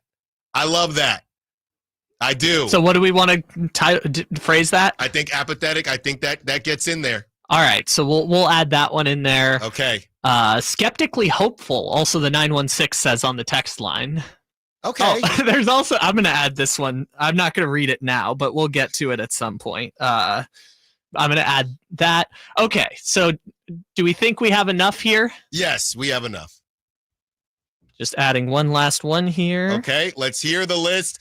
And where do you fall on this Kings fan list? All right, we have the definitive list of all types of Sacramento Kings fans, which is realistic, optimistic, pessimistic, unrealistically optimistic, nihilistic, anarchist, apathetic, masochist, delusional, self-loathing, anarchist, blissful, just happy we're here, just happy they aren't in Seattle, dead inside, we're winning 40 games this year, De'Aaron Fox was right, skeptically hopeful, doom and gloom, and that local guy Drew.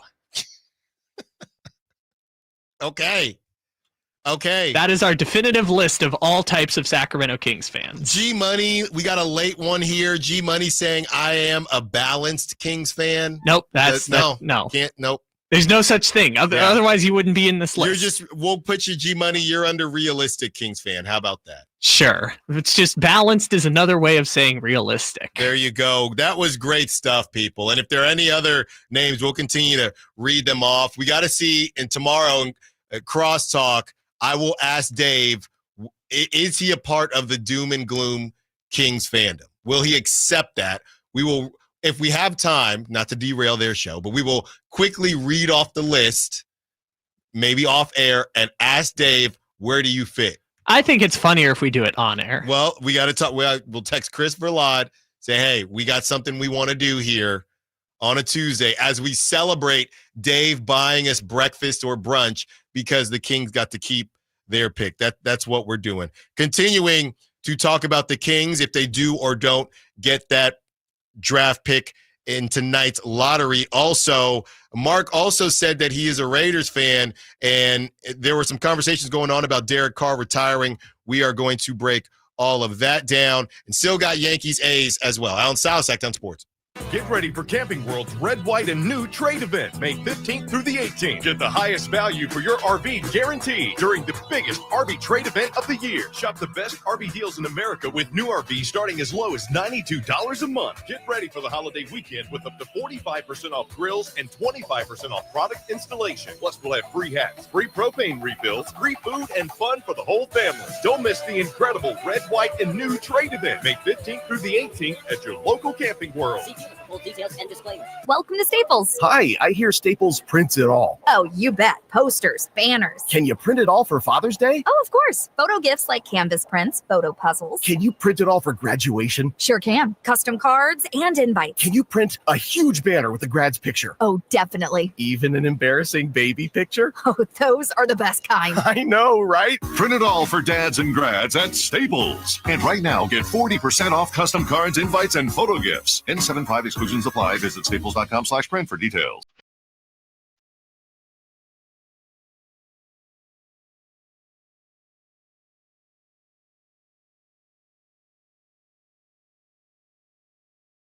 Allen Stiles. Watch the show on youtube.com/SacktownSports1140. Or listen on the Sacktown Sports app. Taking you up to 2 p.m. Shams has just dropped. He is there on the ground.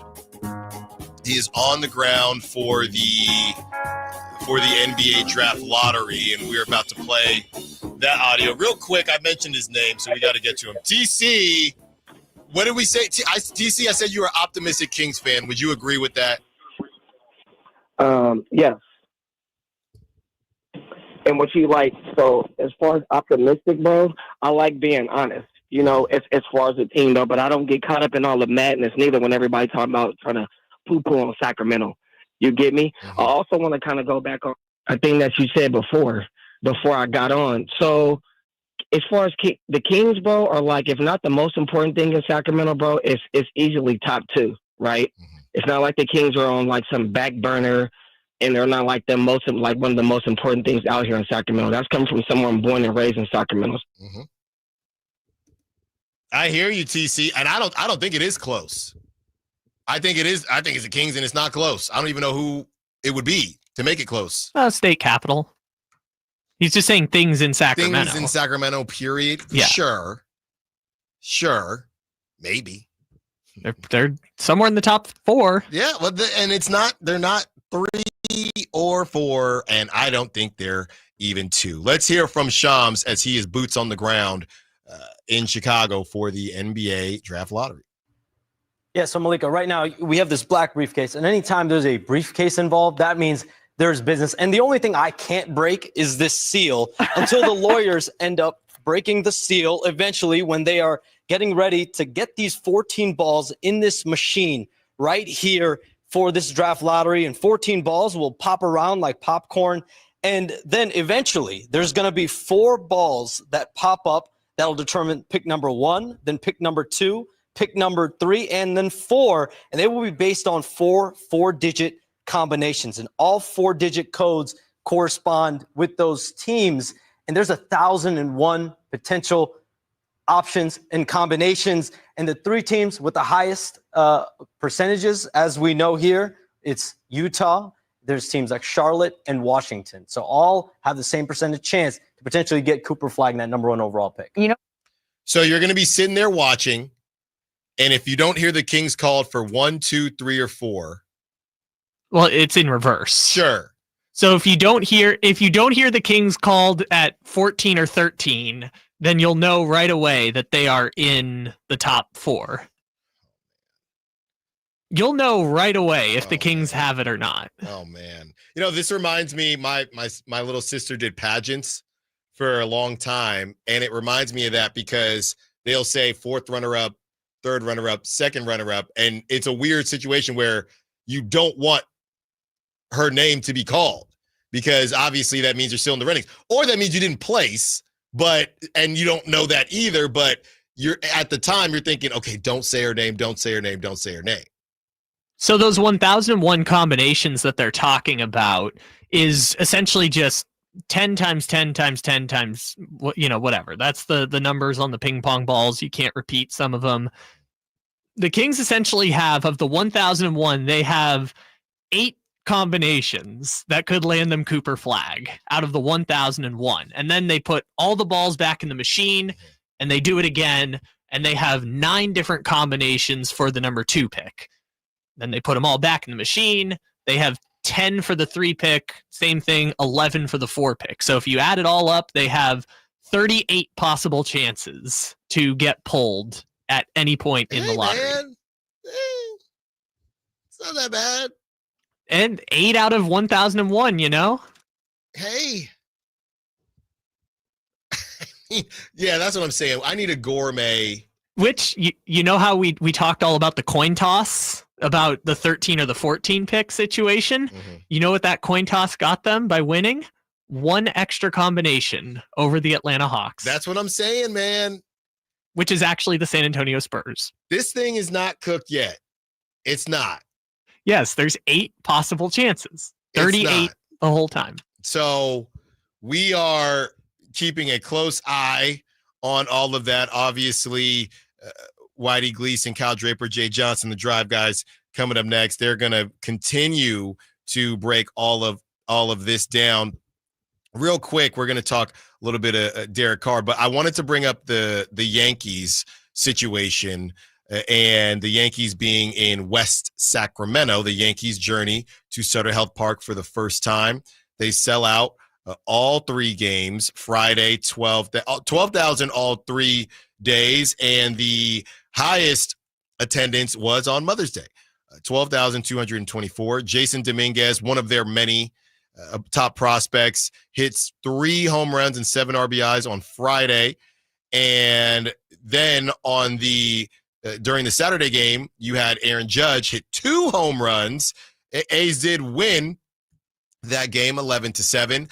And then the Yankees beat the brakes off the A's. And we're going to talk to Coach Eric Martins about that series yesterday, just a feeling in the ballpark, of course, and how they move forward, as I think now they have the Dodgers. They got to go to L.A. and take on the Dodgers, and then they have the Giants after that. So, they're in a really tough spot. As far as how Sacramento did their thing and showed out and showed up, this is what we thought would happen, right? I never had any thoughts that the A's weren't going to sell out a Yankee game in a minor league stadium.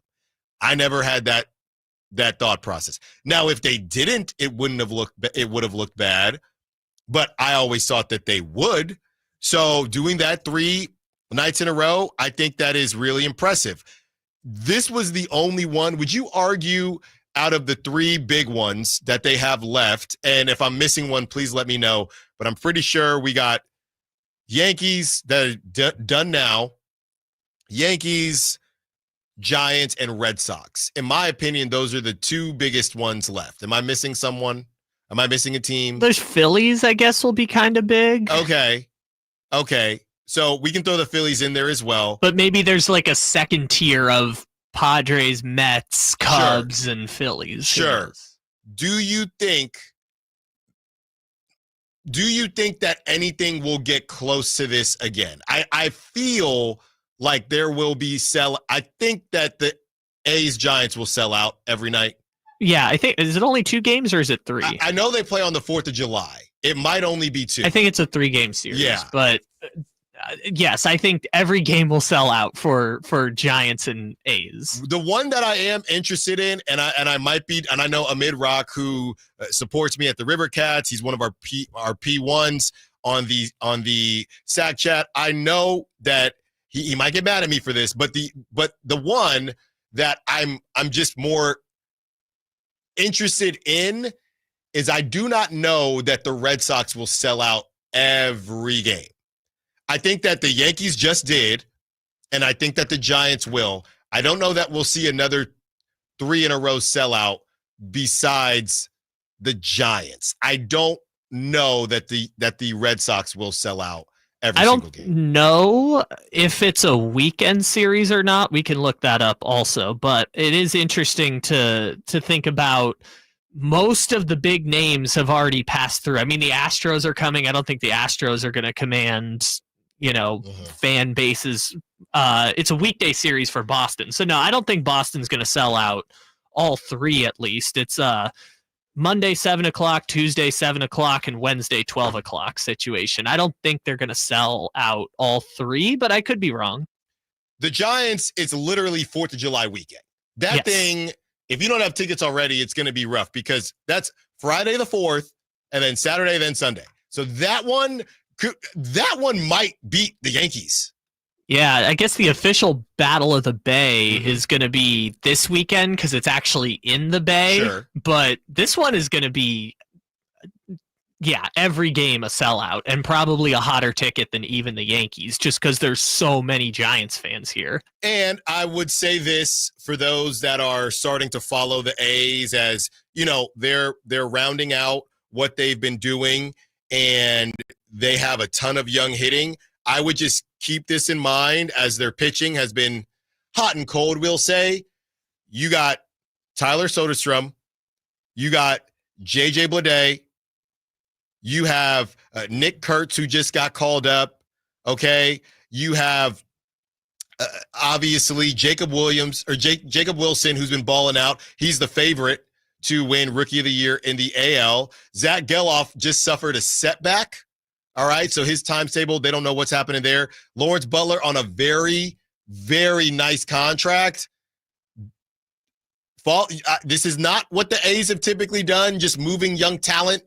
And I know, if you've been an A's fan, you might get a little bit of PTSD from that, but they kind of have an embarrassment of riches as far as young talent is concerned. And don't be surprised if we see some moves to try to get that rotation in a better spot, get that bullpen in a better spot, because they have too much hitting. It's crazy. Too much hitting. Not to say that they want to do it, right? Or we don't feel like paying these guys type of deal. It's just tough right now because they have too much young talent, and some of them play the same position. So be on the lookout as we get closer to the trade deadline. Continuing the NBA draft lottery conversation, also Derek Carr, one of the most polarizing players in Raiders history for some of the most random reasons. Where do you fall on the Derek Carr QB scale? Allen Stiles, Sacktown Sports. Sacramento weather is brought to you by Fidium Fiber. I'm Tamara Berg in the KCRA3 Weather Center. Welcome to your Monday. Looking at sun and clouds mixing in with the chance of a few brief showers possible this afternoon. Aside from that, it's going to be breezy and unseasonably cool. Daytime highs will peak in the upper 60s. Get the latest forecast on the KCRA3 News and the KCRA3 app. It's about time they fix that pothole. Invented better windshield wipers. Made an internet that just works. Fidium Fiber Internet, starting at only $30 a month. It feels like Fidium.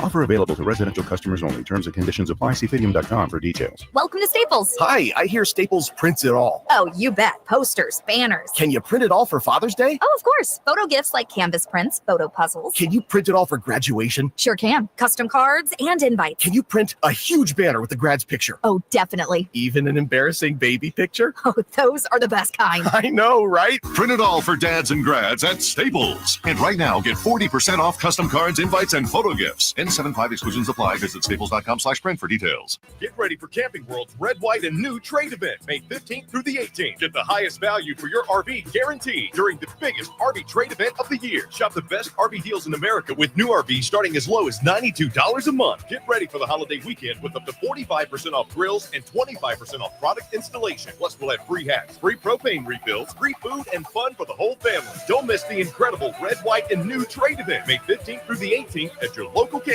World.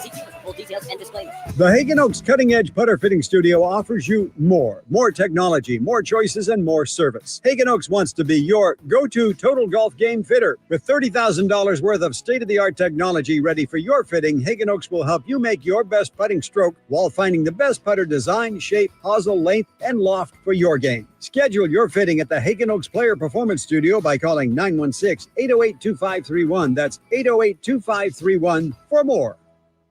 The hot weather is coming. Is your HVAC system ready for it? Let Lee's Air Plumbing and Heating make sure it is. Get to Lee'sAirPlumbingandHeating.com. Check out their $99 HVAC tune-up special. And let me tell you why Lee's Air Plumbing and Heating is the way to go. They took care of me when our heater collapsed over the winter, and Lee's set us up with a great new HVAC system that is providing comfort, value, and quality. Let Lee's Air Plumbing and Heating take care of you. License number 635355. Trey songs, live. All the hits, all in one night. Trey songs. Friday, June 20th, the venue at Thunder Valley. With special guest, Jeremiah. For tickets, visit ThunderValleyResort.com and see the show. Trey Songs, Friday, June 20th, the venue at Thunder Valley. Sacramento's premier music festival, Country in the Park, is this weekend with Bailey Zimmerman.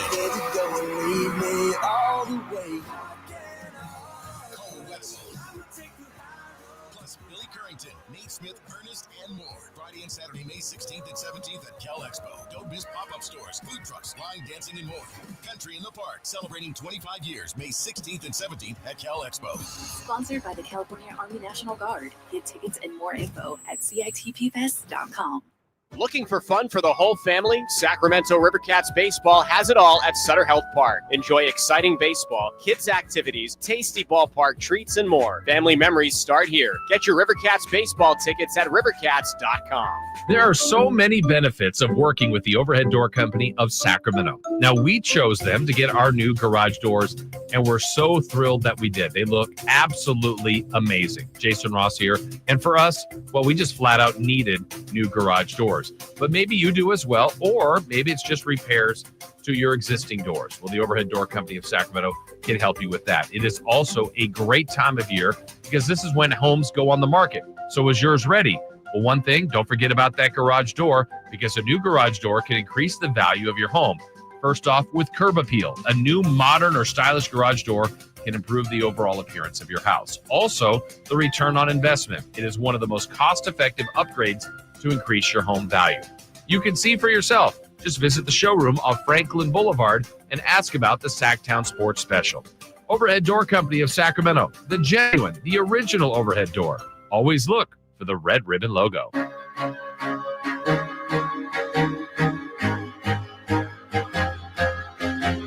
The fourth pick in the 2022 NBA Draft presented by State Farm goes to the Sacramento Kings. Allen Stiles You can join the show by texting 916-339-1140. on Sacktown Sports. We spoke earlier about whether or not you would move the pick. And we have Mitch, one of our callers. He hit us up on social media, on Twitter, on X. And he says, I'm not moving it if it's a top four. You know, the top three will make any team an instant playoff team.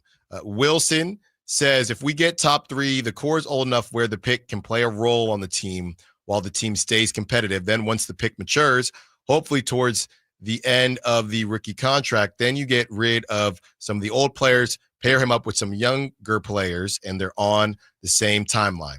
Shawnee Doo-Wop on Twitter says, number 3 or number 4 would go a long way in a Giannis offer. And a lot of people, you know, whether could it be the Rockets or a team that's interested in Giannis, if they're able to get a top 4 pick, that would basically push them to the front of the line. If Giannis wants to leave, that's still not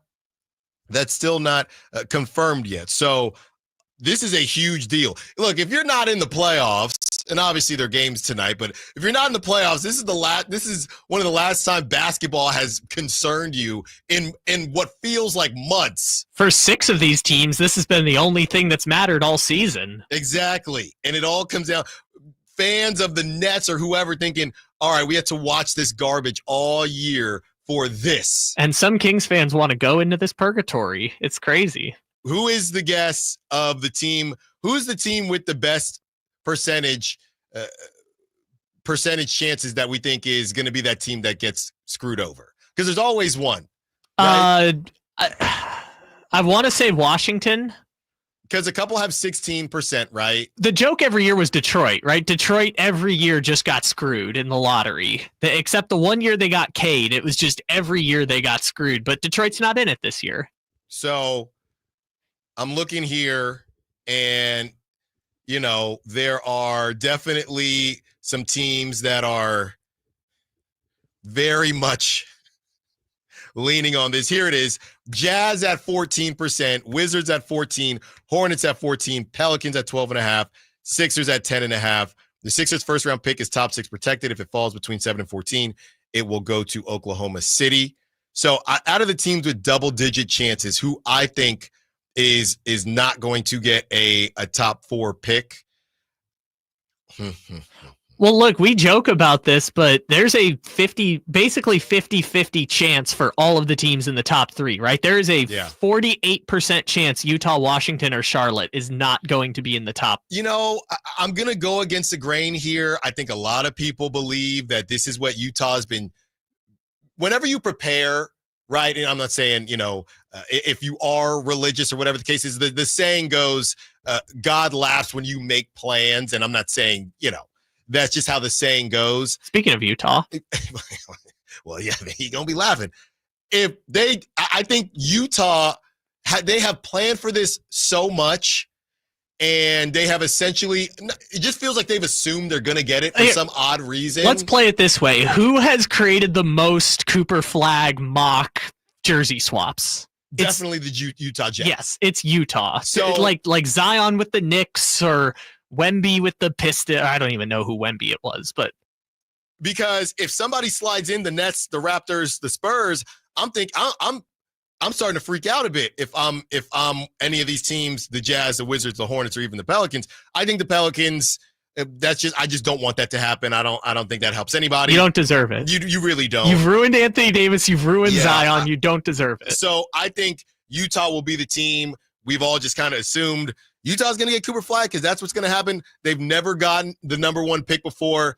They would definitely feel like they are due. They were the worst team in the league this year. But I do think there are some, and I'm saying God again, I do think there's some basketball gods at play here, and you're getting fined for not playing dudes. It was just kind of weird. I feel like I don't think the Jazz will fall out of the top 3, but I don't think they'll get Cooper. Here's what we're going to do right now. We're going to run one single simulation on the Tankathon lottery, and we'll see which team gets screwed. It doesn't even matter who gets Cooper Flag, just who's going to get screwed. Let's see.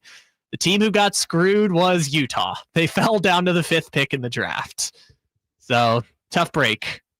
They fell to what? They fell to 5, which is the lowest they can possibly go. I don't know why. I just feel like they've been planning this. They've been too open about planning.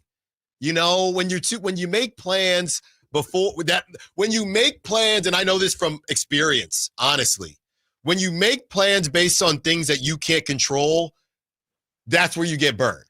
Yeah, that's the tough part about the new lottery system is that the odds have been so flattened that teams have to spend more years in the lottery because you have less of a chance of landing the top pick, right?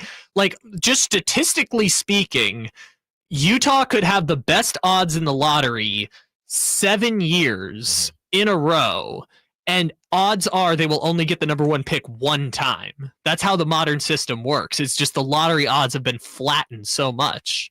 We have a couple more. There is also the nostalgic Kings fan that's from the 916. I think a lot of Kings fans are nostalgic, though. I don't know that. But I guess they only talk about the past. Kings right? fans, there's some nostalgic ones. There you go. And Kyle, who does this person fall under from the 916? It's the Kangs. You know they're going to mess up the pick. Just trade it while it has value. Is that self-loathing or is that... Or doomer. Yeah, doom and gloom or self-loathing, I think, are our 2 bets there. There you go, 916. Real quick, I wanted to talk a little bit of Derek Carr. Growing up a Raiders fan, it's been a very tough relationship with Derek Carr, but he's always been a heck of a ball player. I'll never forget that season. What was it, 2016, when the foot was broken and he really was just never the same. I think there are a lot of people that have tough feelings about Derek Carr. Derek Carr made over $205 million when it's all said and done. This is from Warren Sharp. He was 77 and 92, a 45 career win percentage, 1 trip to the playoffs, and that was an immediate loss. Of course, they almost had a chance to beat that Bengals team, and they didn't. The Raiders technically made the playoffs twice. They did. He didn't play in that game. Yeah, which I give him props for that. They went 12-3 that year. He could have won MVP. A 9th most cash made from 2014 to 2024, and a lot of those names on that list, top 10 highest paid NFL players from 2014 to 2024. Number 1, Aaron Rodgers. Number 2, Kirk Cousins. Number 3, Matthew Stafford. Number 4, Russell Wilson. Number 5, Dak Prescott. Number 6, Jared Goff. Number 7, Matt Ryan. Number 8, Tom Brady. Number 9, Derek Carr. Number 10, Patrick Mahomes. So for me, I thank Derek Carr for the good times that he brought Raiders fans. I think that there were times where he didn't take accountability the best way he could. He showed up players from time to time, and I didn't like that. There'd be a bad pass, and you just are watching Derek Carr freak out. And I get it. When Tom Brady does it, it's cool. When other players do it, it's not. And that's the truth, because that's just what it is. I think Derek Carr, if he doesn't hurt his foot, we're looking at a different conversation. He's an all-time passing leader for the Raiders, and I think that matters. I wish him nothing but the best. There were just some moments that a lot of people wish had been better. I believe it was the last game or one of the last games at the Coliseum against the Jaguars. He lost that game, and the Jaguars were okay. I think it was in between the Jalen Ramsey, are we good? Who was that, Blake Bortles situation? That was when they cashed out Blake Bortles and immediately went back to being 5-11. And I was at that game. It wasn't even, if I'm remembering correctly, wasn't even particularly close. But Derek Carr, good quarterback, not a great quarterback. I actually fell for it again. I actually argued when I was in the Bay that if you gave him the Niners weapons, he could have done some things when Jimmy Garoppolo was doing those things. And because of that, I thought I would be vindicated a little bit when he went to New Orleans and went to one of the worst divisions in football. And I wasn't. He just struggled. But all in all, I think Derek Carr was a good football player. He made a great football player's amount of money, and I'm not ever going to, hate on him for being a first-team all-bag chaser, and that's what he did. I think he's going to do a lot in the community moving forward. Shout out Fresno State. But, yeah, I don't know what the Saints do. They have a bizarre QB room, but it's unfortunate he had to dip out due to injury. We had some good times. Wish we had more. Good quarterback, not great. Thank you, Derek Carr.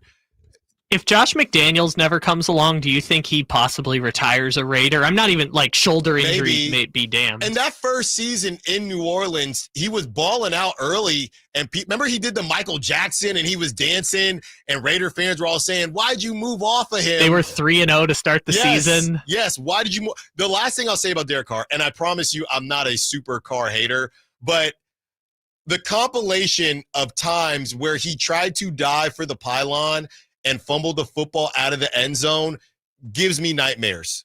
To this day gives me nightmares. You fumble the football out of the end zone. And I don't think it helps that while Derek Carr is kind of just being Kirk Cousins, Patrick Mahomes comes along, Justin Herbert comes along. You're just in the AFC West thinking, what are we actually doing? Yeah, I think Derek Carr, the thing I will remember him for, maybe I still have it somewhere in my phone. It was incredible. But from 2014 to 2021, he was posting literally the NFL averages. Yes, I have it here. So this is NFL averages since 2019 and Derek Carr's 9-year career averages.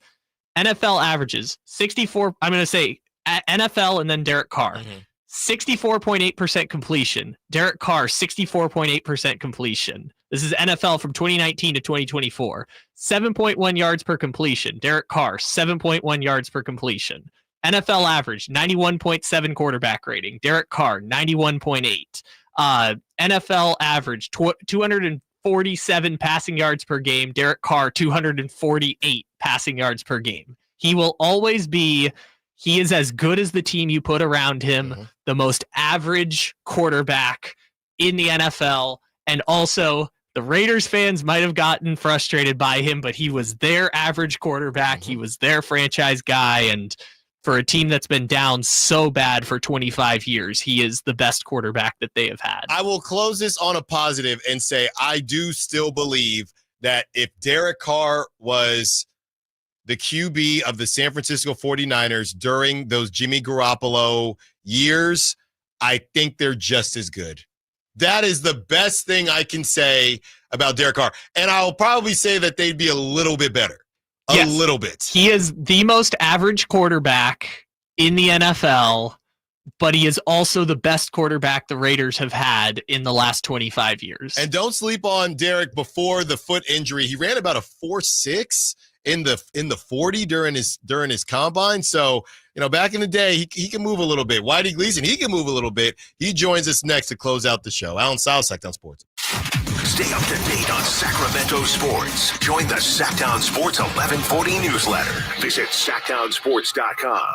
Carmichael Dave here for my good friends at American Energy. As a native Sacramentan, I can tell you, not that you need to know, that it might be nice right now, but turn the corner and oh my God, it's so hot. Yeah, summer is coming. And my friends at American Energy want to make sure you are dialed with your AC unit. So how about this half off tune-up right now? It's a special going on, just $24.50 to get your air conditioner tuned up. A free diagnostic. And oh, by the way, if you need a new AC unit, up to $3,500 in rebates on qualifying system installations. That's right. They've been serving the greater Sacramento area since 1981. A+ with the Better Business Bureau. Give them a call, 916-520-9990. That's 916-520-9990. Here's the song. Call 916-520-9990 now. It's no surprise that people love their pets. In fact, 97% of pet owners consider them part of the family.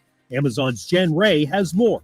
Amazon Pet Day makes caring for your pets easier than ever. The 48-hour sales event features thousands of deals with the convenience of Amazon's fast delivery. Whether you're welcoming a new puppy, upgrading essentials for a senior pet, or looking for products that pamper, there's something for everyone. Nearly 2/3 of U.S. households have a pet. That's 86.9 million homes. With so many households having pets, Amazon has something for every pet owner and their furry friends, from trusted basics to exciting new favorites across price points. Plus, Amazon is expanding its pet care offerings, now providing prescription pet medications on Amazon.com through VetSource, a leading pet pharmacy. On May 13th and 14th, Amazon Pet Day will offer incredible deals, including on our most popular and pet-approved brands, like Purina Pro Plan, Iams, PetSafe, O'Norman, Ring, and more.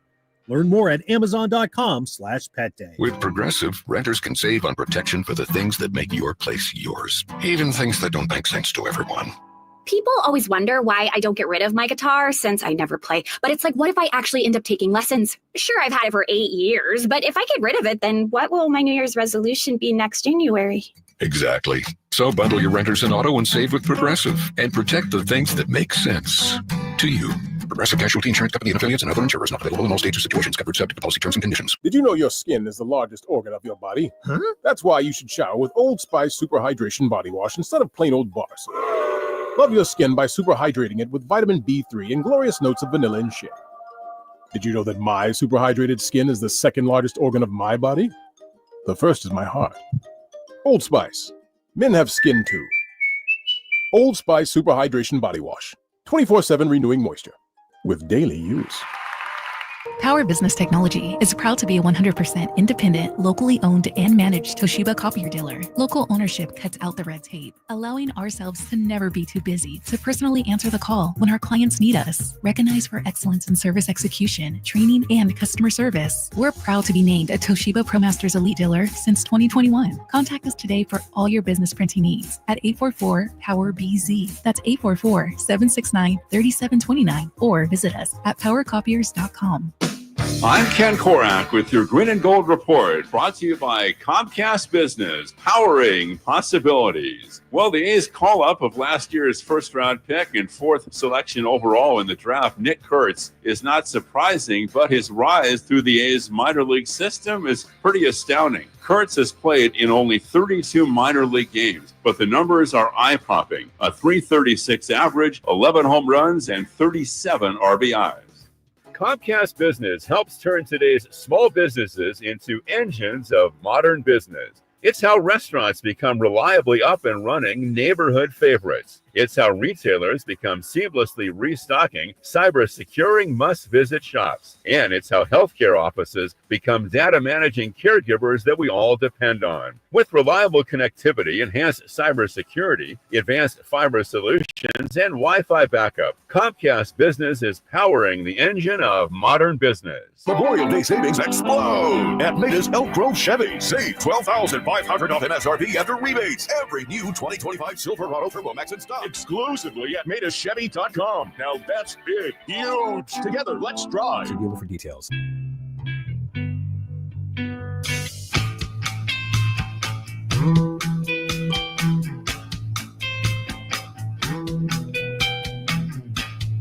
Live and local It's Allen Stiles on Sacktown Sports. 3.8%.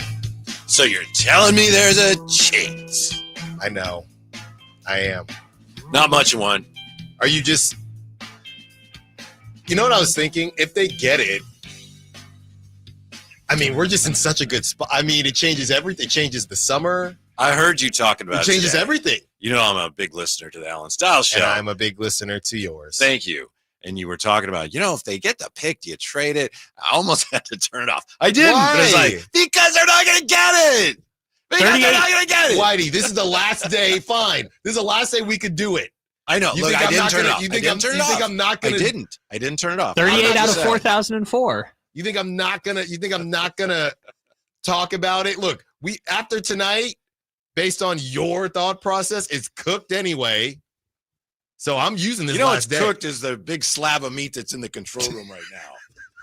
That's what's cooked. What's that? Is that it's a turkey? It's a rotisserie ham, I think. Okay. Chicken. Chicken? I thought it was a ham. I'm wrong? That is a chicken. That is a $5 Costco rotisserie chicken. Oh, okay. It's a chicken. It's a chicken It's wing. like a meat. I was in there. I was like, it's like a meat locker in here. I had to vacate the premises. It's a chicken wing. Anyway. Yeah. No, you're right. I realize we all have to talk about it. And, what happens if they get it? It's just, come on. No, you know what, Kyle? On. This leads us right to where we're going. 0.8% chance to get the first pick? So Whitey Gleason is saying we cannot have a conversation about something that the Kings haven't even lost yet. Just the idea that they're probably going to lose. Kyle, please, the list of different types of Kings fans. Oh, I wasn't sure which way you were going with that, because we also have to tell Whitey about our wager that we've lumped him into. Too, but Kyle, let's get Whitey. We made a list of different types of Kings fans. Yes, this is the definitive list of different types of Kings fans. We have, in order, realistic, optimistic, pessimistic, unrealistic, delusional, nihilist, anarchist, self-loathing, apathetic, quote, I've been a Kings fan for 40 years, ... masochist, sell the team, blissful, just happy they aren't in Seattle, we're winning 40 games this year, nostalgic for 2002, skeptically hopeful, De'Aaron Fox was right, doom and gloom, dead inside, and that local guy Drew. Pretty good. There's, some of those are crossover. Of course. Yeah. Of course. But realist. You say I'm a realist. Yeah, see, everybody wants. This is the thing. This is the thing. Everybody wants to be. I'm a realist. You're not allowed to say you're a realist. No, I just did. I will tell I'm you. as allowed to do that as you are to make a list of what Kings fans are, what categories they fall I in. will tell you. We had so many people in the chat be like, "I'm a balanced Kings fan. I'm a realist Kings Whitey. fan." Someone else has to say that. A realist would be me. Okay, not you. Me. The guy who did an hour and a half on. If they get Cooper Flag today. Yeah. I don't think you should trade him. Trade Cooper Flag and Zach LaVine, package them together. A realist says, hey, we're probably not going to get it, but if we do, this is what we should do. I'm not going to sit here and say, well, I'm not going to talk about it because we're not going to get it. That's not realist, Whitey. I was just trying to defend you, Allen, and then you just did that. Look, Kyle, all right, now here's the thing, Whitey. Right, yes. Now, okay, since so you're you tell so me sure, what I am then. So you guys are so good at this and all your infinite wisdom. No. You can be realistic. If you think you're realistic, you're realistic. If that's how you 3.8% is not a very high percentage. Yeah, no. I know that. It's very unlikely. Yeah. A lot of stuff is unlikely in life. Okay? We're not even talking 1 in 10, Allen. Didn't the Hawks have a 3.8? 3% chance of getting the number 1 pick last year. So the Hawks had a lower chance last year of getting the 1 pick than the Kings do of getting top 4 tonight. Well, would you look at that? Okay, so it's a done deal then. No. Realistically, they probably won't. But if they do get it, Whitey, you and Kyle, we're trying to figure out how we're going to celebrate if they keep their pick. I definitely will celebrate. Don't get me wrong. Well, if they keep their pick, we're trying to celebrate. And I thought about making the big wigs at the station, either Kyle Draper or Carmichael Dave buy us all food. Okay, I thought about that. We've also talked about you and Kyle coming up with a song to celebrate it. Me and him? Yes. Okay. And Kyle, he wanted to be a part of this with you, but we wouldn't go as traditional. So I'm glad this is all planned out. So we're thinking more urban. You got it all planned out. You probably got some surprise remotes planned for me too. I probably do. So, we'll supply you with a beat. He wants Whitey and Whitey over here to come up with a hip hop song. Sure. So you're going to come up with a hip. You can still sing. You can still add your guitar, but we would like to celebrate. That's nice. We would like to celebrate keeping the pick with a Whitey exclusive, but we want to switch up your genre. And that's just if they keep the top 4. Yes. Okay. That's it. But that's the thing, is that depending on where they land, we have to come up with a song about either Dylan Harper or Ace Bailey or Cooper Flagg or, I don't know, It could Tess just be Johnson. about how Allen was right. He's a realist. I'm a pessimist. So what are you saying here where I'm not saying what you're saying? I'm wrong, you're right, because why? Well, I'm just saying if we keep the pick. Oh, okay. And which I think we will. I don't really know what's happening anymore. which I think we will. What I do know is happening is that Whitey Gleason's got a heck of a show planned for you, and it's going to be. Senor Segway strikes again. It's going to be great. Yankees, A's. Oh my gosh, Whitey. Yeah. You know I was losing my mind this weekend, right? Why? All the pictures. Sell out in Sacramento. That game could have been on Jupiter, and it would have sold out. Why? Not we, but why? Okay, let's see all the pictures in 2 weeks when they're playing the Angels. Yeah. As J. Ross pointed out today, they've had the Padres come through, the Mets, the Cubs, Yankees, and then the Giants coming through. And then after that. No. Funny enough, I was just talking to Ramsey about this and Ramsey will be helping out producing your show today. We did the math, and we were trying to remember if the Mets sold out or not. They might be under 10 sellouts this season. I don't think the Mets did. I don't think they called it a sellout. Wait, are you talking about at Sutter? At Sutter. Well, no, this weekend was 2, 3, and 4. There hasn't been a sellout since opening night. They're not going to have 10 sellouts. I don't think. You add 3 for the Giants, okay? And then after that, we just talked about the Red Sox. That's a weekday. Red Sox, okay. That's a weekday series, though. You'd be at 8, maybe. Maybe. And does that look bad or not? It doesn't matter.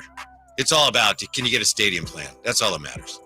And that's why he knows his stuff. Whitey Gleason, Kyle Draper, Jay Johnson. Drive Guys coming up next. We're going to just celebrate the Kings' victory. Since Allen is so sure they're going to keep the pick, we're going to start to celebrate it already. Whitey, we got to go. Kyle already told me you got to go. More of that, more of those hot takes when Whitey Gleason comes up next. His music, his songs, original stuff right here. Kyle Ledbetter, thank you so much. As always, thank you to callers, sexers, sack chatters.